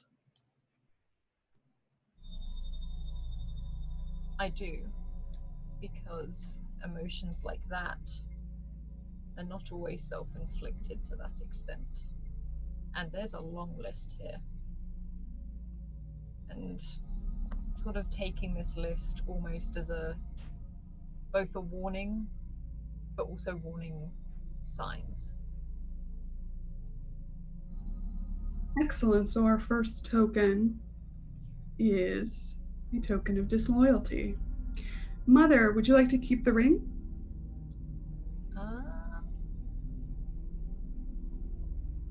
I think I might actually pass it back to the Fatale as they leave the room, because she's feels like they've left the room. There's no one else in there. So does that trauma for disloyalty? Yes. Everyone, right? Or is it just it's the just person mom? can choose. The affected Yes, person can that's choose whether right. it's just them or everybody else. Does everyone get a trauma mother or just you? Just you? Such a good mom. All right. So, the Fatale has the key. Fatale. The ring and the ring of keys. What does our next key look like?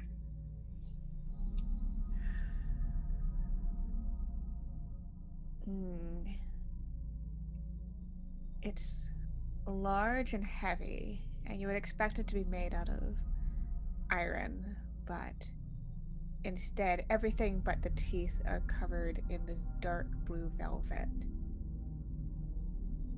So it is soft to the touch, even as it weighs in our hand. And it's warm, as if somebody had it in their pockets or in their hand before passing it on to us, although we are the only ones holding on to the ring of keys.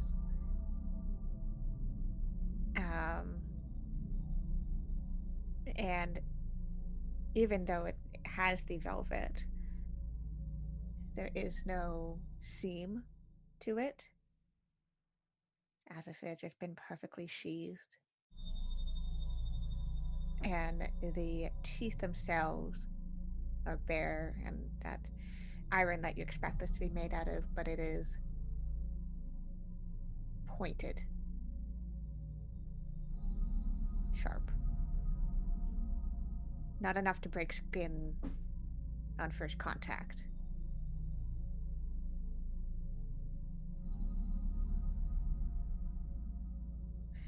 All right.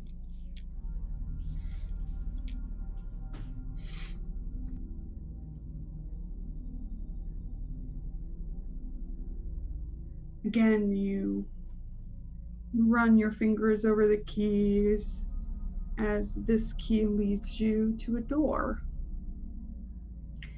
The wooden frame of this door has kind of dark patterns carved into it, much like the last one, but the top of the door, the door itself very small, but the top of it is curved too. And there are two small rings in the middle with blue velvet bows on them that split the door into two. You enter. The door closes behind you, and immediately you are hit with humidity. The heady scent of perfumed oils just floods your nostrils. There's even steam kind of rising up from different areas. Colorful tiles of mostly blues, but there are kind of these bright oranges and yellows as well.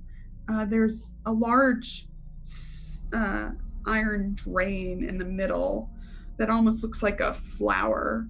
And you can hear almost like the whining, some kind of whining coming from the drain.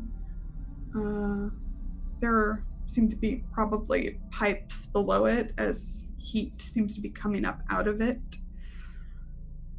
There's a large stone pool a little further back. And you see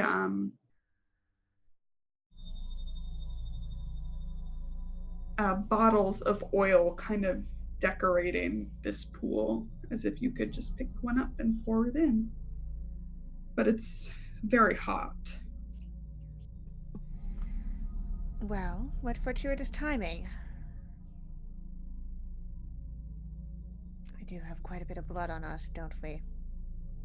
Bath does seem very nice.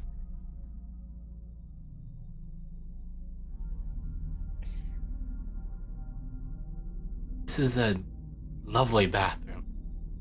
Certainly beats the one back home. Yes, it's wonderful, but of the whining coming from the drain, perhaps that is something to check before we prepare ourselves for bath. We're so dirty, Animus. We're so dirty. I really do want to get clean.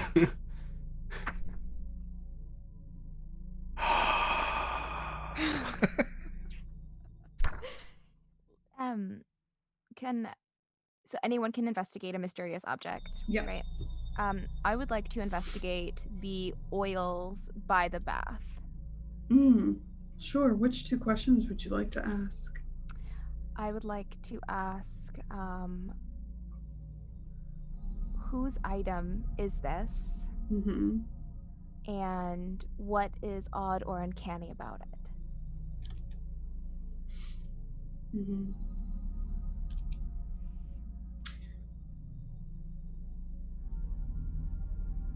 I think what strikes you as you move closer to this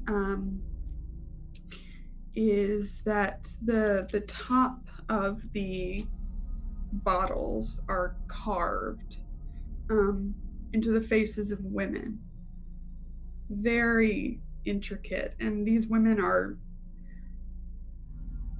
seems to be crying almost, like at least there seem to be kind of droplets coming out of their eyes and kind of dotting their faces, as though they're gemstones. Out of curiosity, how do face moves work? It only works when that person has the ring. Is that correct? I don't think so. I think you can do them at any time. Okay. I'm just keeping that in the back of my mind. Sure. Yeah, you can do that at any time. I know your Okay. face move. Cool. And what was your other question? What memories does it hold? Yes. Mm-hmm. Or no, it was who it belongs to. Oh, who it and- belongs to. Yes. Right. This seems to be they seem to be too fine to just be kind of standard household objects, but this is Bluebeard's home, so maybe not. There is a set of them that seem to be almost like a collection, as if someone either bought them or brought them to the house. These are probably maybe another wives, because this scent certainly isn't yours. Okay. Because of what happened in the previous room, I'd like to almost like put my thumb in my mouth and like bite my thumb and spill my blood a little bit upon one of the figurines to do my face move, which is the medium. Yes.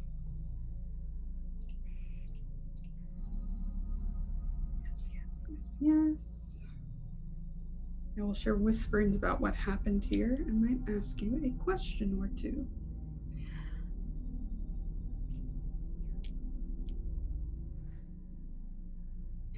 You see, as your blood spills, almost your vision clouds as the steam in here gets thicker and thicker. And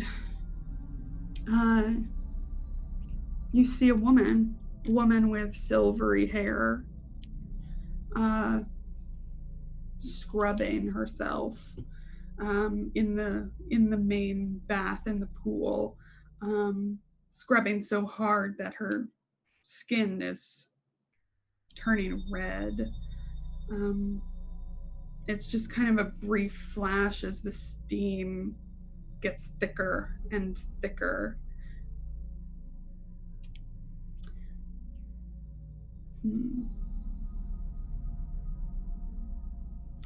Why don't you tell me about some of these different oils, which he uses them for, or used them for, rather? I believe that this wife was very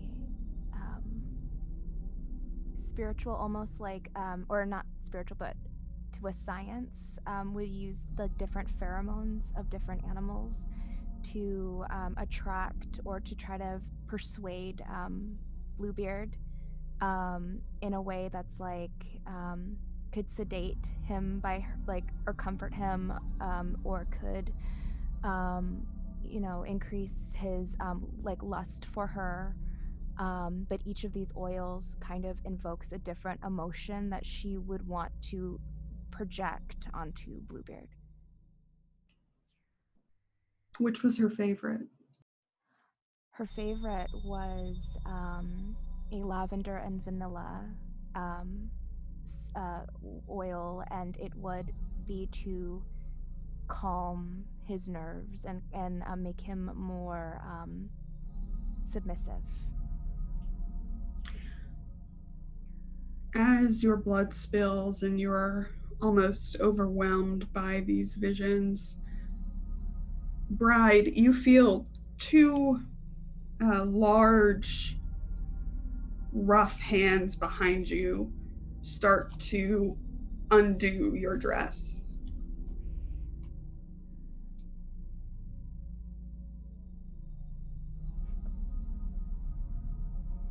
It's gonna spin around at that. There's a woman there, large and strong, in a servant's outfit. white with blue kind of trimmings. And she doesn't say anything. She kind of shrugs at you and gestures at the bath. I appreciate your attempt to help, but perhaps you should ask next time. She looks more confused than anything. Kind of grunts and then goes, like, holds her hands out.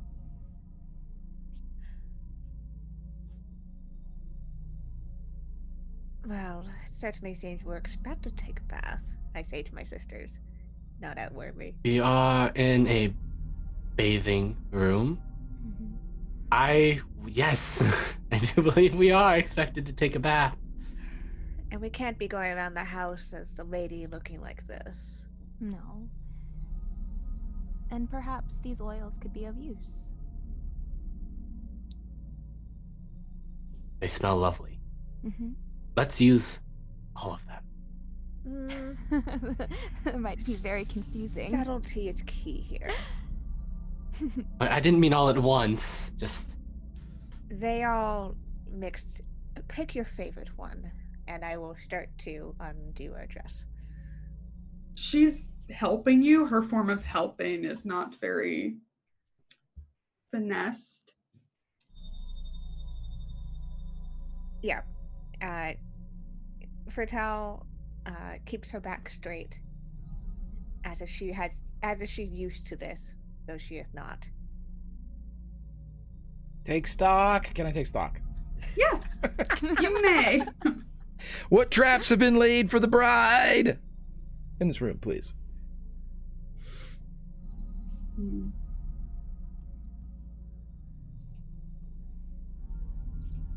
More specifically, is the bath a trap? So the whole house is kind of a trap? Yeah, no shit. But is the bath specifically a trap?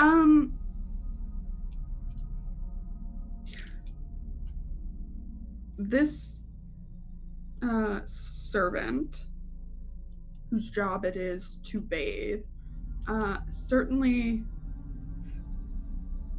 wants to get you as clean as the last mistress of the house. She wants you to get in that bath, and she wants you to stay there a good long while. So Clean that's you. a yes on the trap? Says what traps? I answered.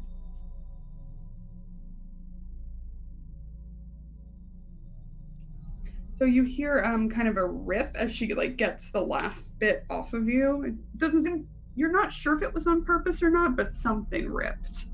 I did love that dress. It's unfortunate. We should break her. It was very dirty. Well, it was either to be cleaned and repaired anyways, or simply replaced by one of the others. We can ask a seamstress to replicate it.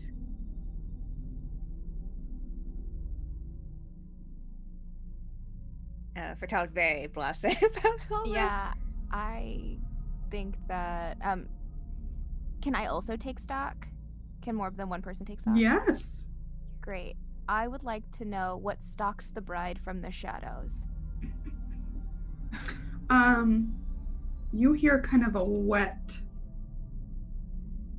thumping sound, like someone who's gotten out of a bath is walking around, though it doesn't sound like regular footsteps. It sounds like something dragging maybe itself. At this point, are we in our bloomers? Like our are we like naked? Just figuring out like our fight or flight tactic. Like yes.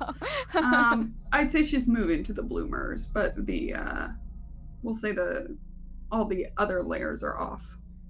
Okay.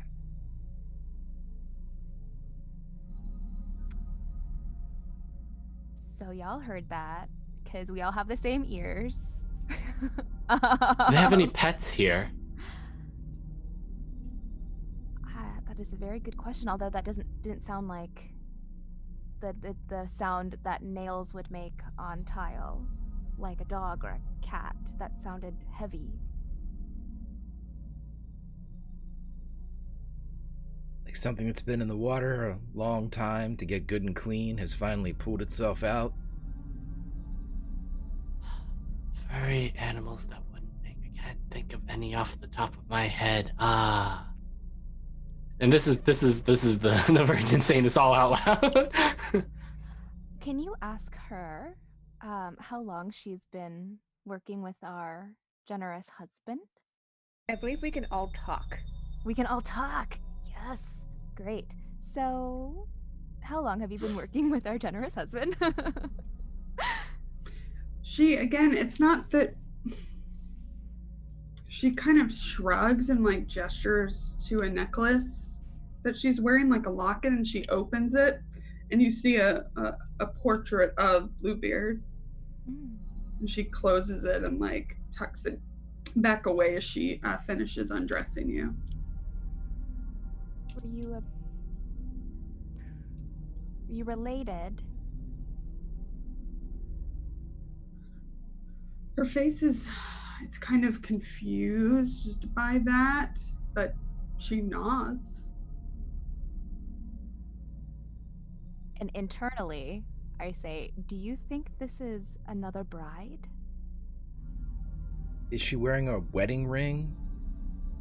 No. Color are her eyes and hair? Her eyes are blue. Her hair is brown. Mousy? Maybe. Do we still have the book? We brought the book, right? The book was our... Book was our token, so we got it. You got that. I book. vote we throw the book into the bath. Ooh, yes. Yes, it's the Virgin. Yes. Wait, can we show her the book to see if she's the one that wrote mousy hair and crossed it out? Like, see if she flips out? Yeah, let's see if she flips out. Oh god. I think it's a horrible book and that it should be thrown into the bath and forgotten about. You have the ring. At some point too, I think we should check the flower drain, because I have a concern that there's like children or puppies down there, and as soon as we get like the hot bath, it gets poured down the drain. That's just me thinking about things, but whatever.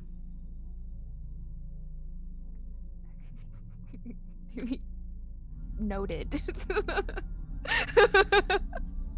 The Fatal remember that.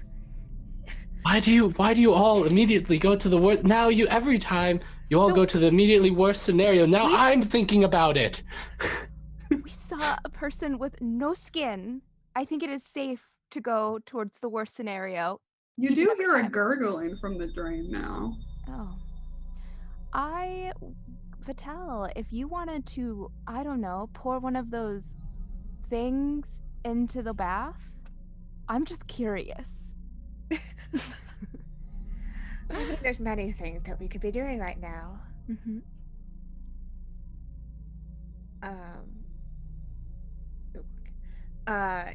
And Fatal will look to the woman who's there. It sounds like perhaps the drain's clogged. And she kind of drops her clothing onto the floor and makes her way over to the drain. You see her kind of look in. Yeah.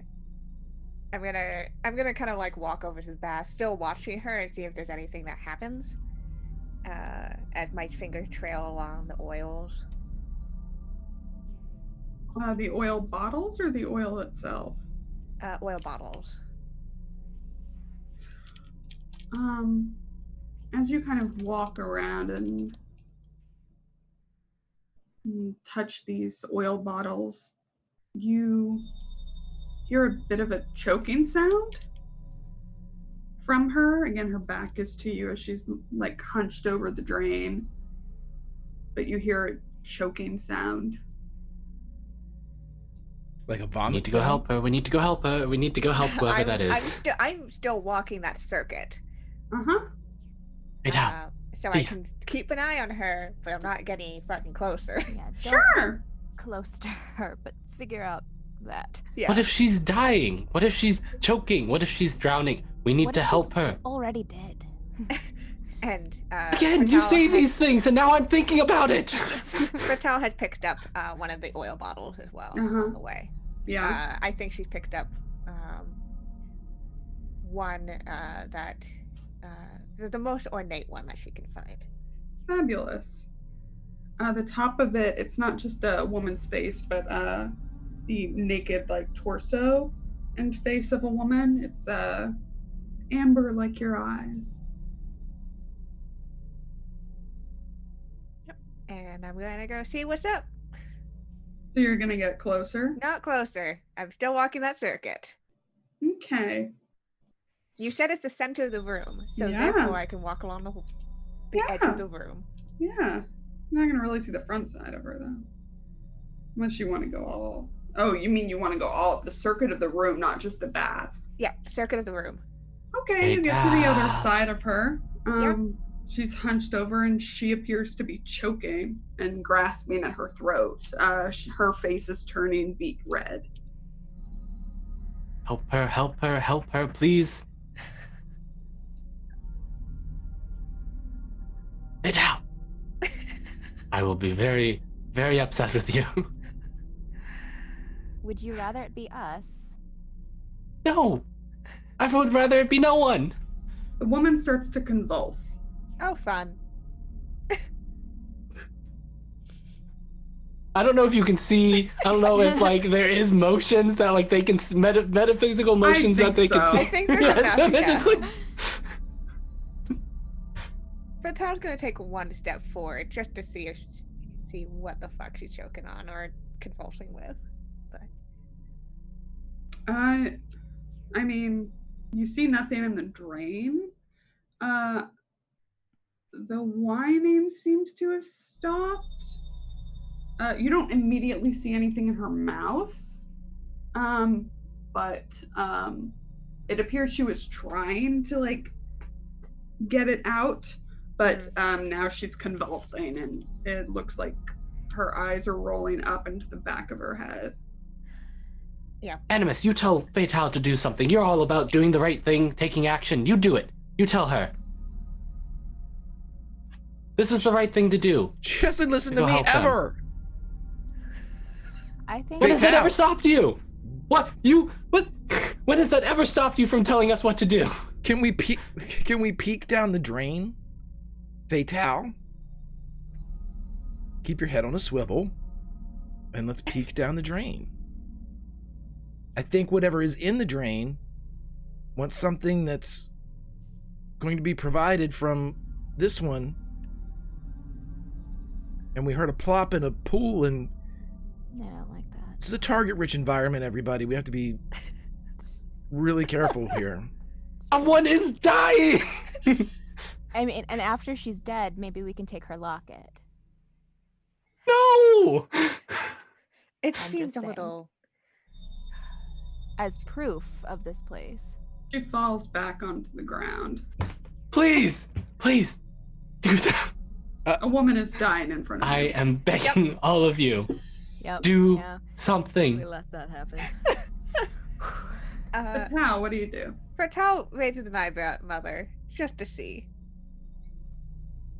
Mother is silent for quite a while, probably literally just observing.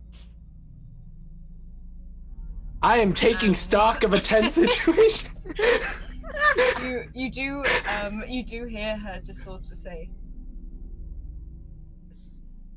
like beforehand, we don't know how real this is, and do we protect ourselves or another? Was ourselves first. What is she choking on? I don't see anything. All right, Virgin, what are you taking? Yeah, you may take I stock. would like What to would you- take stock. That's a good My question. We've sister asked is Trav. Is this what horror here is hidden? I think the best question here is what horror here is hidden here. Yes. Right? Yes. There is something in that woman's throat that came from the drain.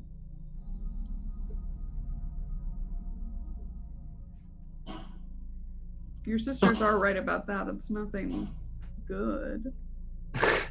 We have to help her. If she had not gone to... She is there. She's in this situation because of us. If we had not asked her to go check the bath... That could have Yes, been I admit, us. not great for us. Not great for us. But she is in this situation because of us. She's our servant.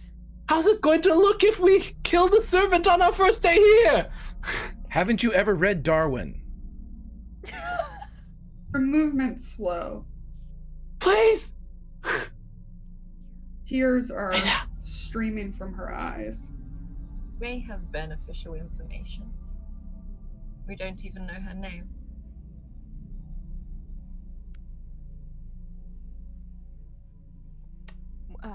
Is she still moving, or is she? I'm sorry. Barely, but yeah.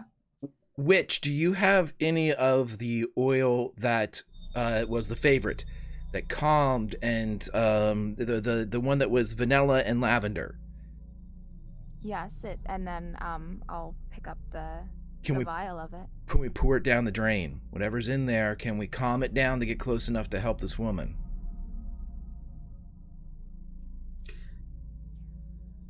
Fatal, are you doing that?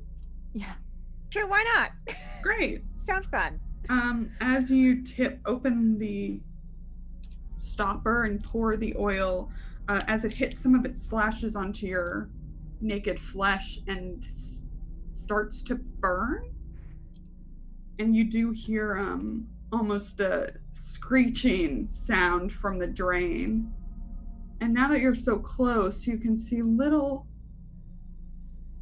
like something's moving, maybe floating in some still water.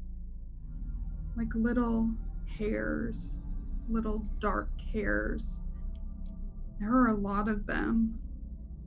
And they almost seem to start to twist and twine with each other and get closer to the top of the drain. Cool, moving back. Yes. Sure, you can move back.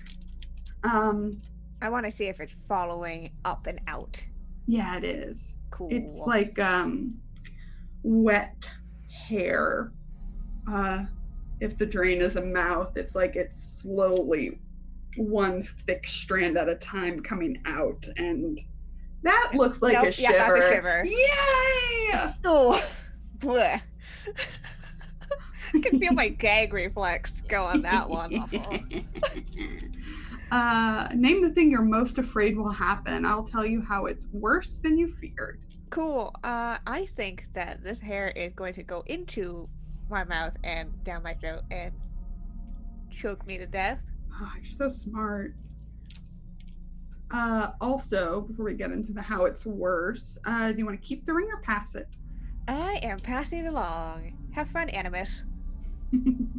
And choose one. Do. Infects the bride with its perversion, has the bride in its clutches right now, or it speaks to you. Take one trauma. I think it's going to speak to me. Mm-hmm. I will take a trauma. All right. As you pass the ring, and it's not a gust of wind this time, it's kind of the wet plopping sound, almost like in your head, like a headache, like your skull, like your brain is pounding against your skull. And you hear, must get clean. Let's take out the filthy filth. Kind of as each plop happens, you can hear another word. And the hair continues to crawl out of the drain and move toward you. Internally, if I have a second, Animus would like to do something since Fatal just received a trauma. Animus would like to say to Fatal, that was silly. That was silly and wrong what you did there. Don't you agree? I know what you're doing here. Oh. Nope. Fatal doesn't agree. She made a very purposeful action. Good, because if I had that power, that would have given you back a trauma, but I didn't, so I was fooling around. I have a different So I face. believe you take a trauma because of your own impotence. I don't have a... That's not my face move. I was just saying it. You can check. My face move's another one. Oh my God. I knew Kiana was the only one that would grab that one. I had to wait until you took a trauma. Sorry, I'm nervous. Well, you have the ring now, so have fun. I grab a tray. Yes. I grab the tray full of all of the scents, all of the oils and vials. Yeah. And at this point, picking up our dress that was torn and put on the ground, I am going to begin to place all of the bottles into a loop, almost like a, for lack of a better term, like a Mark Twain or a hobo sack, you know, and kind of collect it in a handkerchief type thing. Yeah. And spin the top around until I have what is essentially a big bulbous bottle collected clubbing weapon. Okay. I'm the Animus. I'm not going to think of anything rationally here. I said K. And then there's another voice, not coming from the pipe, but it's the other voice that's saying, must get clean, and then there's followed by a plop sound, correct? Yes. Okay, is that like further away from the drain? Somewhere in the shadows. Okay. Can we seek to identify what that is? Like the position? I'll say it's not.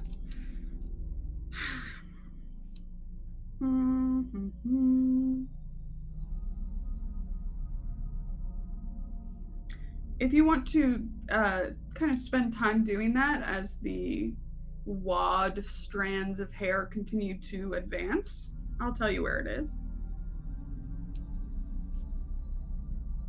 Okay. The mysterious objects that are the vials, what have we checked for that so far? I have who it belonged to. And what's odd or uncanny about it? Odd or uncanny. Can I do, since I have them, can I do what memories does this item hold? And the other one, why did Bluebeard keep these items? So as you're, we'll say this happens as you're kind of packing them into your clothing, you see memories of, again, past, almost like a plain deck's worth of women anointing themselves with different oils and different spots on their body. It's just like woman after woman. Nobody does it quite the same way, but you also get this kind of waft of disappointment. Like the smells are pleasant enough, but nothing really stands out. And Bluebeard kept these because before you, each of his wives would bring in a perfume bottle as a wedding gift. He never had to tell them to. They just kind of knew it was expected. You didn't do that, though. So each of these smell like one of them, presumably, if that's their signature scent. The scent they liked, maybe, or the scent they thought that he would like, more likely. Okay. In any of these flashes, is there a possibility for, like, as they're scrubbing, like, removal of hair? Is it like something that was there hair cutting or any... You see, I would say, kind of in, along with the witch's vision, like all of this working together, you see pretty intense hair washing to the point where hair is falling out, yes.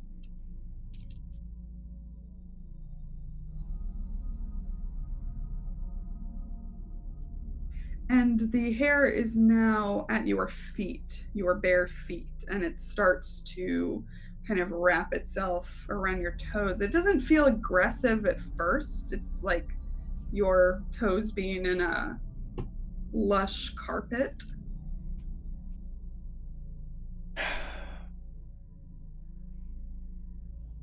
With the bag full of goodies, Mhm.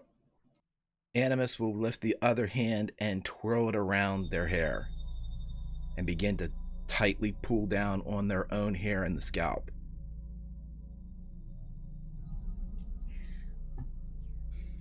What is your intent? I don't know. I'm thinking about ripping out some of our own hair and giving it to it. So I would say you're trying to caress it then. Sure. Yep. Great. So roll plus blood. We have a +1 that I'm using right now. You do. PbtA, here's where you get me again. Oh! That's a 10, baby! On a hit, the horror, swayed by your stroke, direct what was intended for you to another victim in the house. So, as you pull your own hair out, tell me what you do, how you caress this horror. Animus would lean down and, being, you know, the segment or the face of honor, in a way of, in addition to command and protection, so to speak, the way that the Animus is kind of that facet.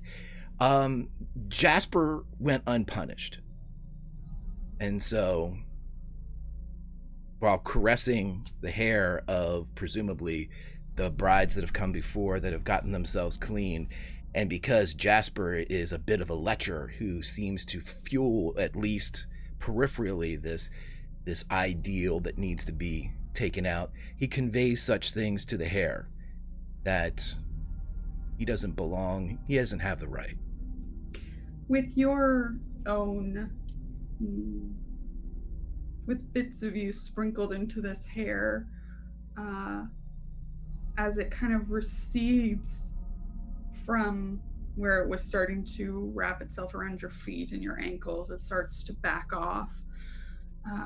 The door is flung open, and you see Jasper kind of, not in a rush, just kind of lazily flinging things about as if he owns the house, and starting to undress. He doesn't seem to have noticed anything. The fog, the steam is so thick in here. But it's not too long until you start to hear a choking sound from where he was just a few moments ago. 2 birds, 1 hair.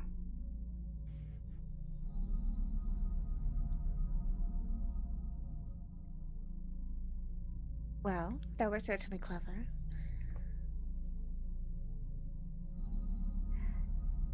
What have we learned, sisters?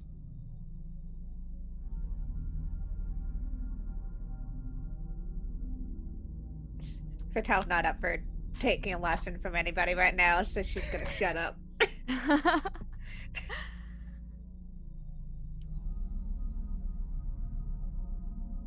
Yeah, I'm not sure what to do here.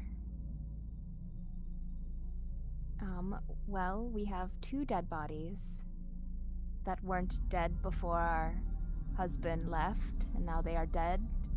So that is something that we probably will have to explain. I'm sure we'll come up with something.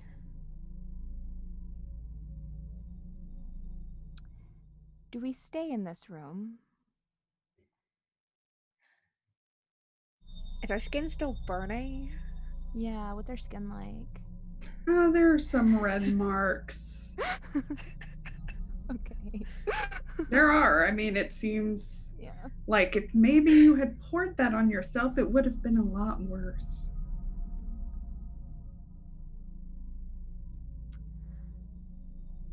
Well, Is there anything else in this room? So there's the bathtub. There was something that was. Oh wait, there's another thud and a wet. Yeah, there's floppy. something plopping around. It does not seem to immediately be a threat. Okay. Perhaps we should move away from that.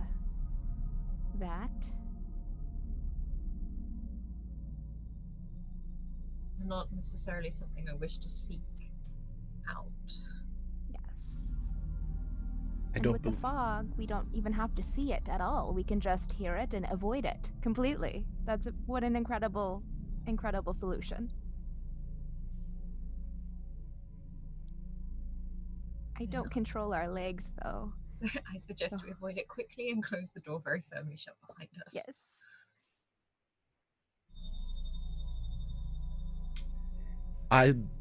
I'll propose a truth then. Right. As Greg has no clue what he's doing, but he's going to give this a shot.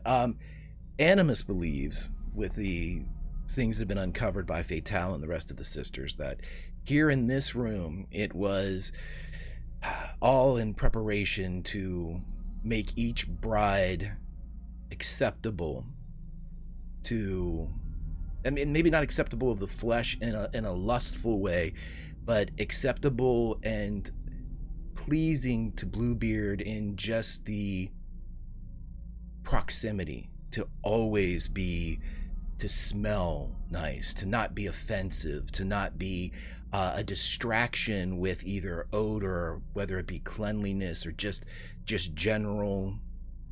I know you love the word musk. Something that perhaps there was a mentioning of it, something that an offhanded, hurtful comment about, you don't smell right or you smell wrong, or something that would promote this type of obsessive change and shift in each of these brides that had brought a scent that was not pleasing, even though they either thought it was or they themselves liked it. And so the scrubbing commenced, which led to the hair, which led to the robbing of their own identity, whether it even been before they came to the house with the selection of a scent that wasn't their favorite, or if it was the loss of their identity once here to appease Bluebeard. And it is now that Animus begins to not believe that their new husband is kind. And there are now doubts.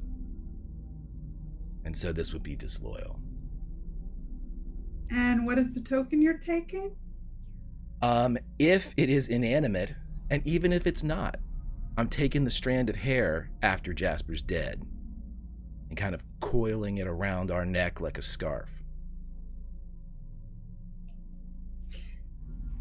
And that is 2 of 3 disloyalty. So,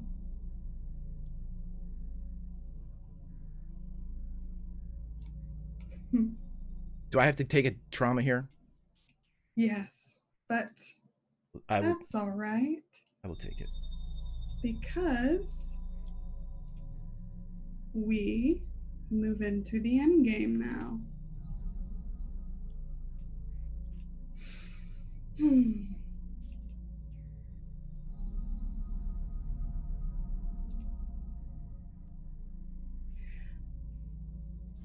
The bride has walked the halls, seen not much, but seen enough. And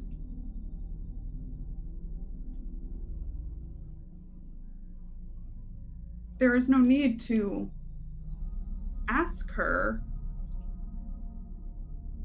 if she opens the door, because it hardly matters as she is disloyal. So, sisters, as a group, as the bride, it's time for you to make a choice.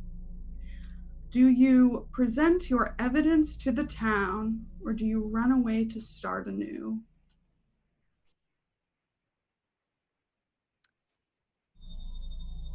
As the witch, I vote run away to start anew. because I have no loyalty to this town. I have only loyalty to us and our body.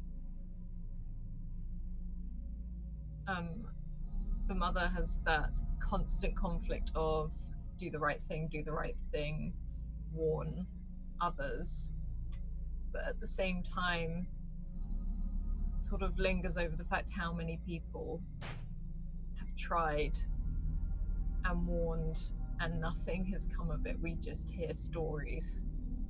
This person is powerful. They have money and status. She only has that because of him. So who's going to believe her?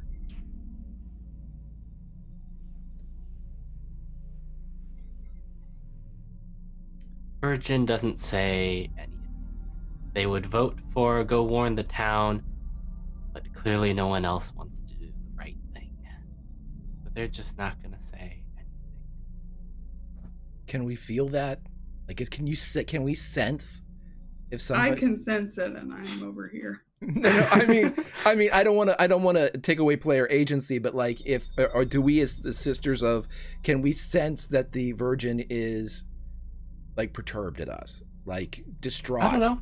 How in tune do you feel with your sister right now? You know, just how in tune. I feel like she's usually pretty chatty. Hasn't said anything for a while now. Animus would propose that we do both.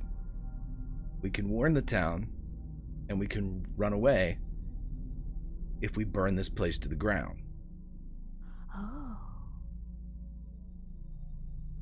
The witch would like to make fire.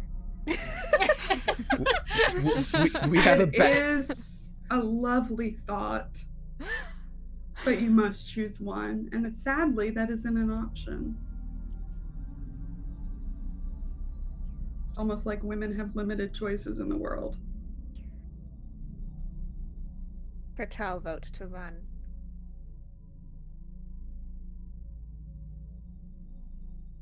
Who would believe us? The families of all the brides that came before us? They try to do that. We came from far away. I'm sure many of these brides came from far away as well.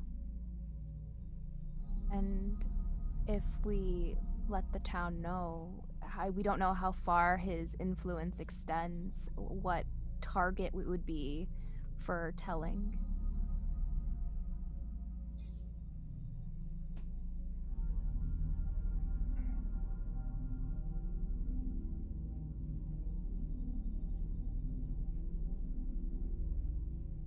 Even though it's super stupid, by a show of hands, who would actually like to try to tell, but knowing full well that it'll end in our deaths?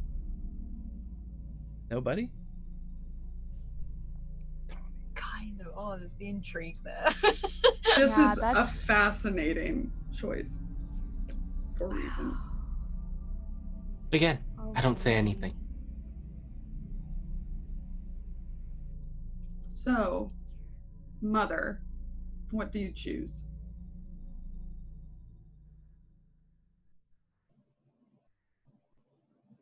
Oh, I can't hear you. Oh. There you are. Oh, her logic is telling her to run. Witch? Run. PbtA? Run. Animus? Animus, since I still have the ring, will wait for the Virgin to say something.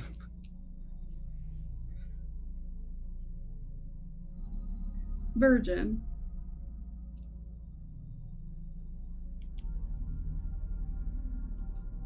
I say tell, but as I have found out, I don't think that matters much. Even if it would save one or two other girls from our fate. But my vote doesn't matter right now. Animus? Does the person that has the ring, do they have to listen to everybody else, or can they do what they want? Because you are a disloyal bride, your ring that was a symbol of loyalty gives you no more power. I just want to know what you think. I'd try to call him out. That's what I think. All right. 3 of 5 have opted to run, and that is what we shall do. So now I will go around and I'm going to ask all of you. All of you can answer all of these questions if you wish, in any order. How does Bluebeard make the bride's family pay for her disloyalty?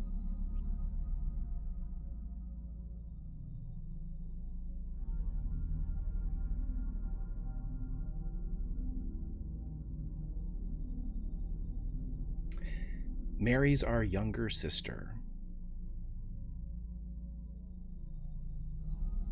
And doesn't promise stability this time round.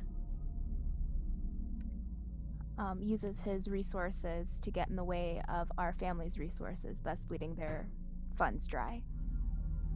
It's an ultimatum. Sort of this or that. And all the funds go, whether it's sickness, food, jobs, taken.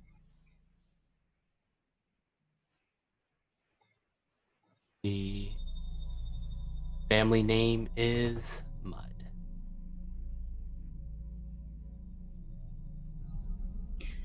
How does the bride convince someone else to marry her?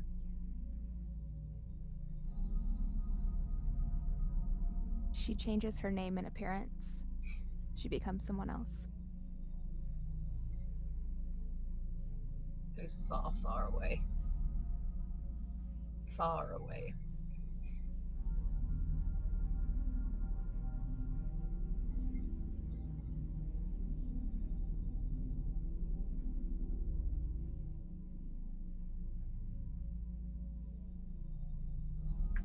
I struggle with the would she ever marry again?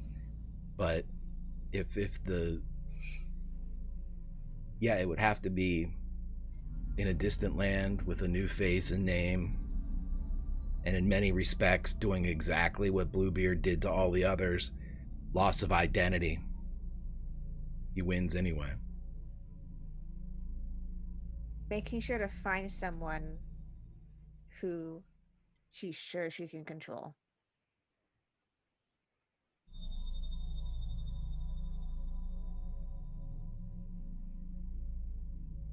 Virgin doesn't do much in this, so I don't really have an answer for that. Why does the bride keep the tokens she's discovered? The hair and the book. To remind her of the people she couldn't or didn't help. By choice. I was going to say to remind her of her mistake. To remind her that she made a choice. So she was an active participant in what happened to her and made a choice to run. Remembering, whether it's seen as a mistake or anything like that, but also almost to keep as a memory so the others aren't forgotten. Mm-hmm. And if she can use it in any way as spreading this, even if it's seen as a story, there is that tiny bit of evidence there, just to remember who she was before she ran and who these other people were. A reminder to not fall into the traps.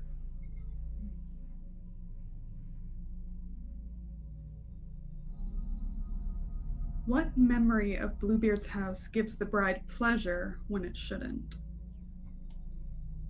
Sound of Jasper choking on a vine of hair.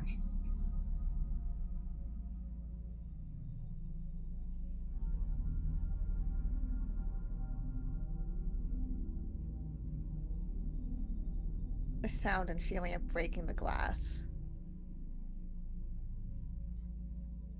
sound of closing a door. A sound of shouting his flaws. The feeling when she hugged the person trying to help her, and it seemed to work a little bit. Or the person she was trying to help. And my favorite question. What loving gesture does Bluebeard make when he finds you?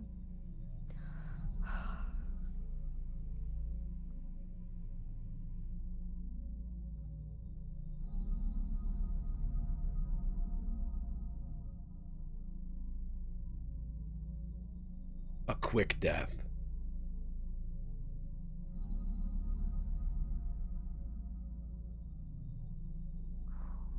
Us on the cheek. Oh, so gently. He tells us a secret.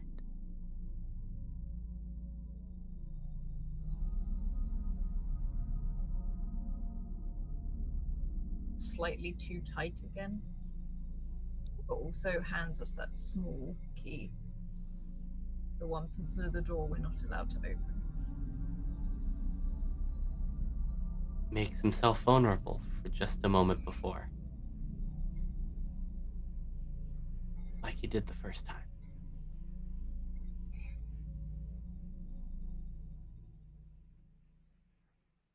Maiden said, I'll marry you. I'll be yours and I'll be true. I'll consent to be your bride, all my days at your side. That is how I'll live my life. Her mother and her sister warned the man he was not natural born. His eyes were black and his beard was blue. But the maiden saw her own love true. There was nothing they could do. The man gave her a ring of keys, professed his love down on his knees, said, everything I have is free, but this one door and this one key. He said, don't you look in there, or I'll kill you cold and dead, I swear. Gave her such a weight to bear. Then the man, he rode away, and the bride went wild night and day, only to find she wanted more. Maiden no more. Maiden no more. And that, everybody, is Bluebeard's Bride. Woo! We did it! Yay! Now I know how Greg feels when he yays into the void of everybody just not saying anything. Okay, why don't we go around checking with everybody? Look at them. They're love. Oh yeah, look at those faces. Love them. Let's go backwards. Let's start with Kiana. Oh, this was fantastic. Yay. I'm so glad I was able to be in the player seat for the first time. I'm glad I was able to experience the groundskeeper smile on the other end for the first time, which was a big, oh, thanks, I hate it. And now I'm going to keep doing it. That's what that looks like. It's highly effective. Yeah. And I'm so glad I was able to do it with all these wonderful people. Bless them for me putting up with me just going, and we're just gonna go and do this now. It's Patel time. Just gonna watch the person die in front of her. It's cool. Yeah, it was totally cool to do that. It was totally fine. Yeah. Nothing wrong with that at all. Totally. Do you have where can we find you on the internet, Key? You can find me over on Twitter at KennaS. Best way to figure out what I'm doing. I'm over the internet doing sorts of role-playing things, streaming, writing, Shout to the Void. I'm also Mod Mom on the Discord, part of the team here on Tales from the Grim. So come out and hang out with us over there. Because we like talking about all sorts of things, all the cool shows we do. And 2020 will also be, if you like what Lauren and I do, we are kicking up Salty Sweet Games coming up this new year with a bunch of new stuff coming up, including a possible long-term campaign, a bunch of one-shots, and more video game shenanigans. So find us over there as well. This was fun. I'm I'm happy with how things went just because I knew it was going to be terrible at the end. I was waiting for everyone's expressions for that last The end's question. my favorite part. It's literally my favorite part because I was so offended the first time I played. Alrighty, let's go. I'm gonna just leave him a sec. Oh, they both look. Serena, hi, you look lovely. Hey, what's Hey. up, friend? Good. I've been wanting to play this game for a really long time, and just hearing good things about it, not knowing what to expect, and actually doing it, I was surprised at my own hesitation. I usually am very much like, let's stomp around and do stuff, but I was afraid of literally everything. So that was exciting. And playing it with like some of my favorite people was really wonderful. And I love that we can share in that fear and hesitation and the empty spaces together. So yeah. On the internet, you can find me on Twitter at Serena X Marie, or on the show Rivals of Waterdeep. We stream every Sunday on the D&D Twitch channel. We're on a break right now until sometime in January. I don't have it memorized. I think it's the 19th. I could be wrong. I'm also on the podcast Autonomic with Cat Cool, and it's a children's podcast and its own game, and it's a really fun system. And hopefully, my episodes will come out soon so you can hear my sweet bunny girl. Yay. Yay. The light of my life is Serena. It's true. Other light of my life is my mom, Alice. Hi, Mom. Oh, hi. I think I play your mum in every game. It's not a kink. No, it's not, but yeah. Yeah, it's not. Scrat, it's not a kink. He's live. He can't hear you. It's fine. Oh, he'll hear me later. I love horror games. I'm always the DM. I never play them. So this was really, really good, and I've wanted to play Bluebeard Bride for so long. It's actually a story I grew up with, so I wanted to see it interpreted into a game, and it was so good. And I love your spooks, Lauren. They're just, Yay. I love it, and it created a really good atmosphere with the music and how everyone reacted and how we had the long silences. And playing the mother is hard because you're like, no, what's the responsible thing to do? And all you want to do is like, oh my gosh, go hit it with a stick, or do the normal thing that you've run away or something. Yeah, I'm White Rabbit Pick on Twitter. You can find me over on the Scratchers Academy as the headmistress over there. I also do a lot of photography stuff, which you'll probably start seeing floating around a bit more. Otherwise, it's been so good to be back on this channel and with this group. I love these people, so thank you for having me again. Yay. Hey, they're my favorite guys. My favorite guys in the whole world. Love them to death. Oh. Tommy? Oh my gosh. Geez. It definitely goes against a lot of my own things when in like a horror situation to try and be the one who's like still trying to be good, like just the innocent, naive, like not innocent, but like not necessarily naive, but She's still trying to be the good thing, the one good thing in this terrible, terrible place. Tommy is the me of me. I love you, Tommy. Love you too. Despite all the knives you just keep sticking into me. I keep signing up for this apparently. But it was great. I loved being able to play with all of you again. The Virgin was mad at the end, but it made for good interactions there. But yeah, also Lauren does a really good job of like making me want to now go out and run this game. Like she's done that for like pretty much I think actually I've wanted to run all the ones you've ran. So like yeah, so this was a lot of fun. This is great. A lot of horrific fun. I am Imperator Pengu on the Twitter sphere. I have been pretty quiet for the last like 2 months, been taking a bit of a break. But starting with the new year, I will have at least 2 new shows that'll be on. Figuring out other stuff. Stuff will probably be announced sometime around mid-January. Otherwise, I'm also going to be more active streaming on my own channel. I'm definitely streaming my attempts to climb in teamfight tactics, because I don't have to play with anyone. I don't have to deal with any other person in that game except myself. But follow me on Twitter. It's the best place to know when and where I'm going live. But yeah, I did not expect those last questions to have to be answered in this game. Ooh. Yay. And Greg. Oh, I had a blast. Oops, am I muted for you guys? Am I? No, you can hear me. No idea. No, I had a blast. Enjoyed it. I love playing with everybody. It is a tough one because it's like the Kobayashi Maru. There's no win. Survival was a win, sure, but victory points are not to be won in this one. I love games like that, but this one was truly kind of hopeless with that last question, and it's a struggle too because that loss of identity stuff, that's a tough theme, and I thought it was excellently done. I thought everybody did just a great job. Enjoyed it quite a lot. Grimjack21502 on the Twitter, part of the Tales from the Grim team on the Twitch.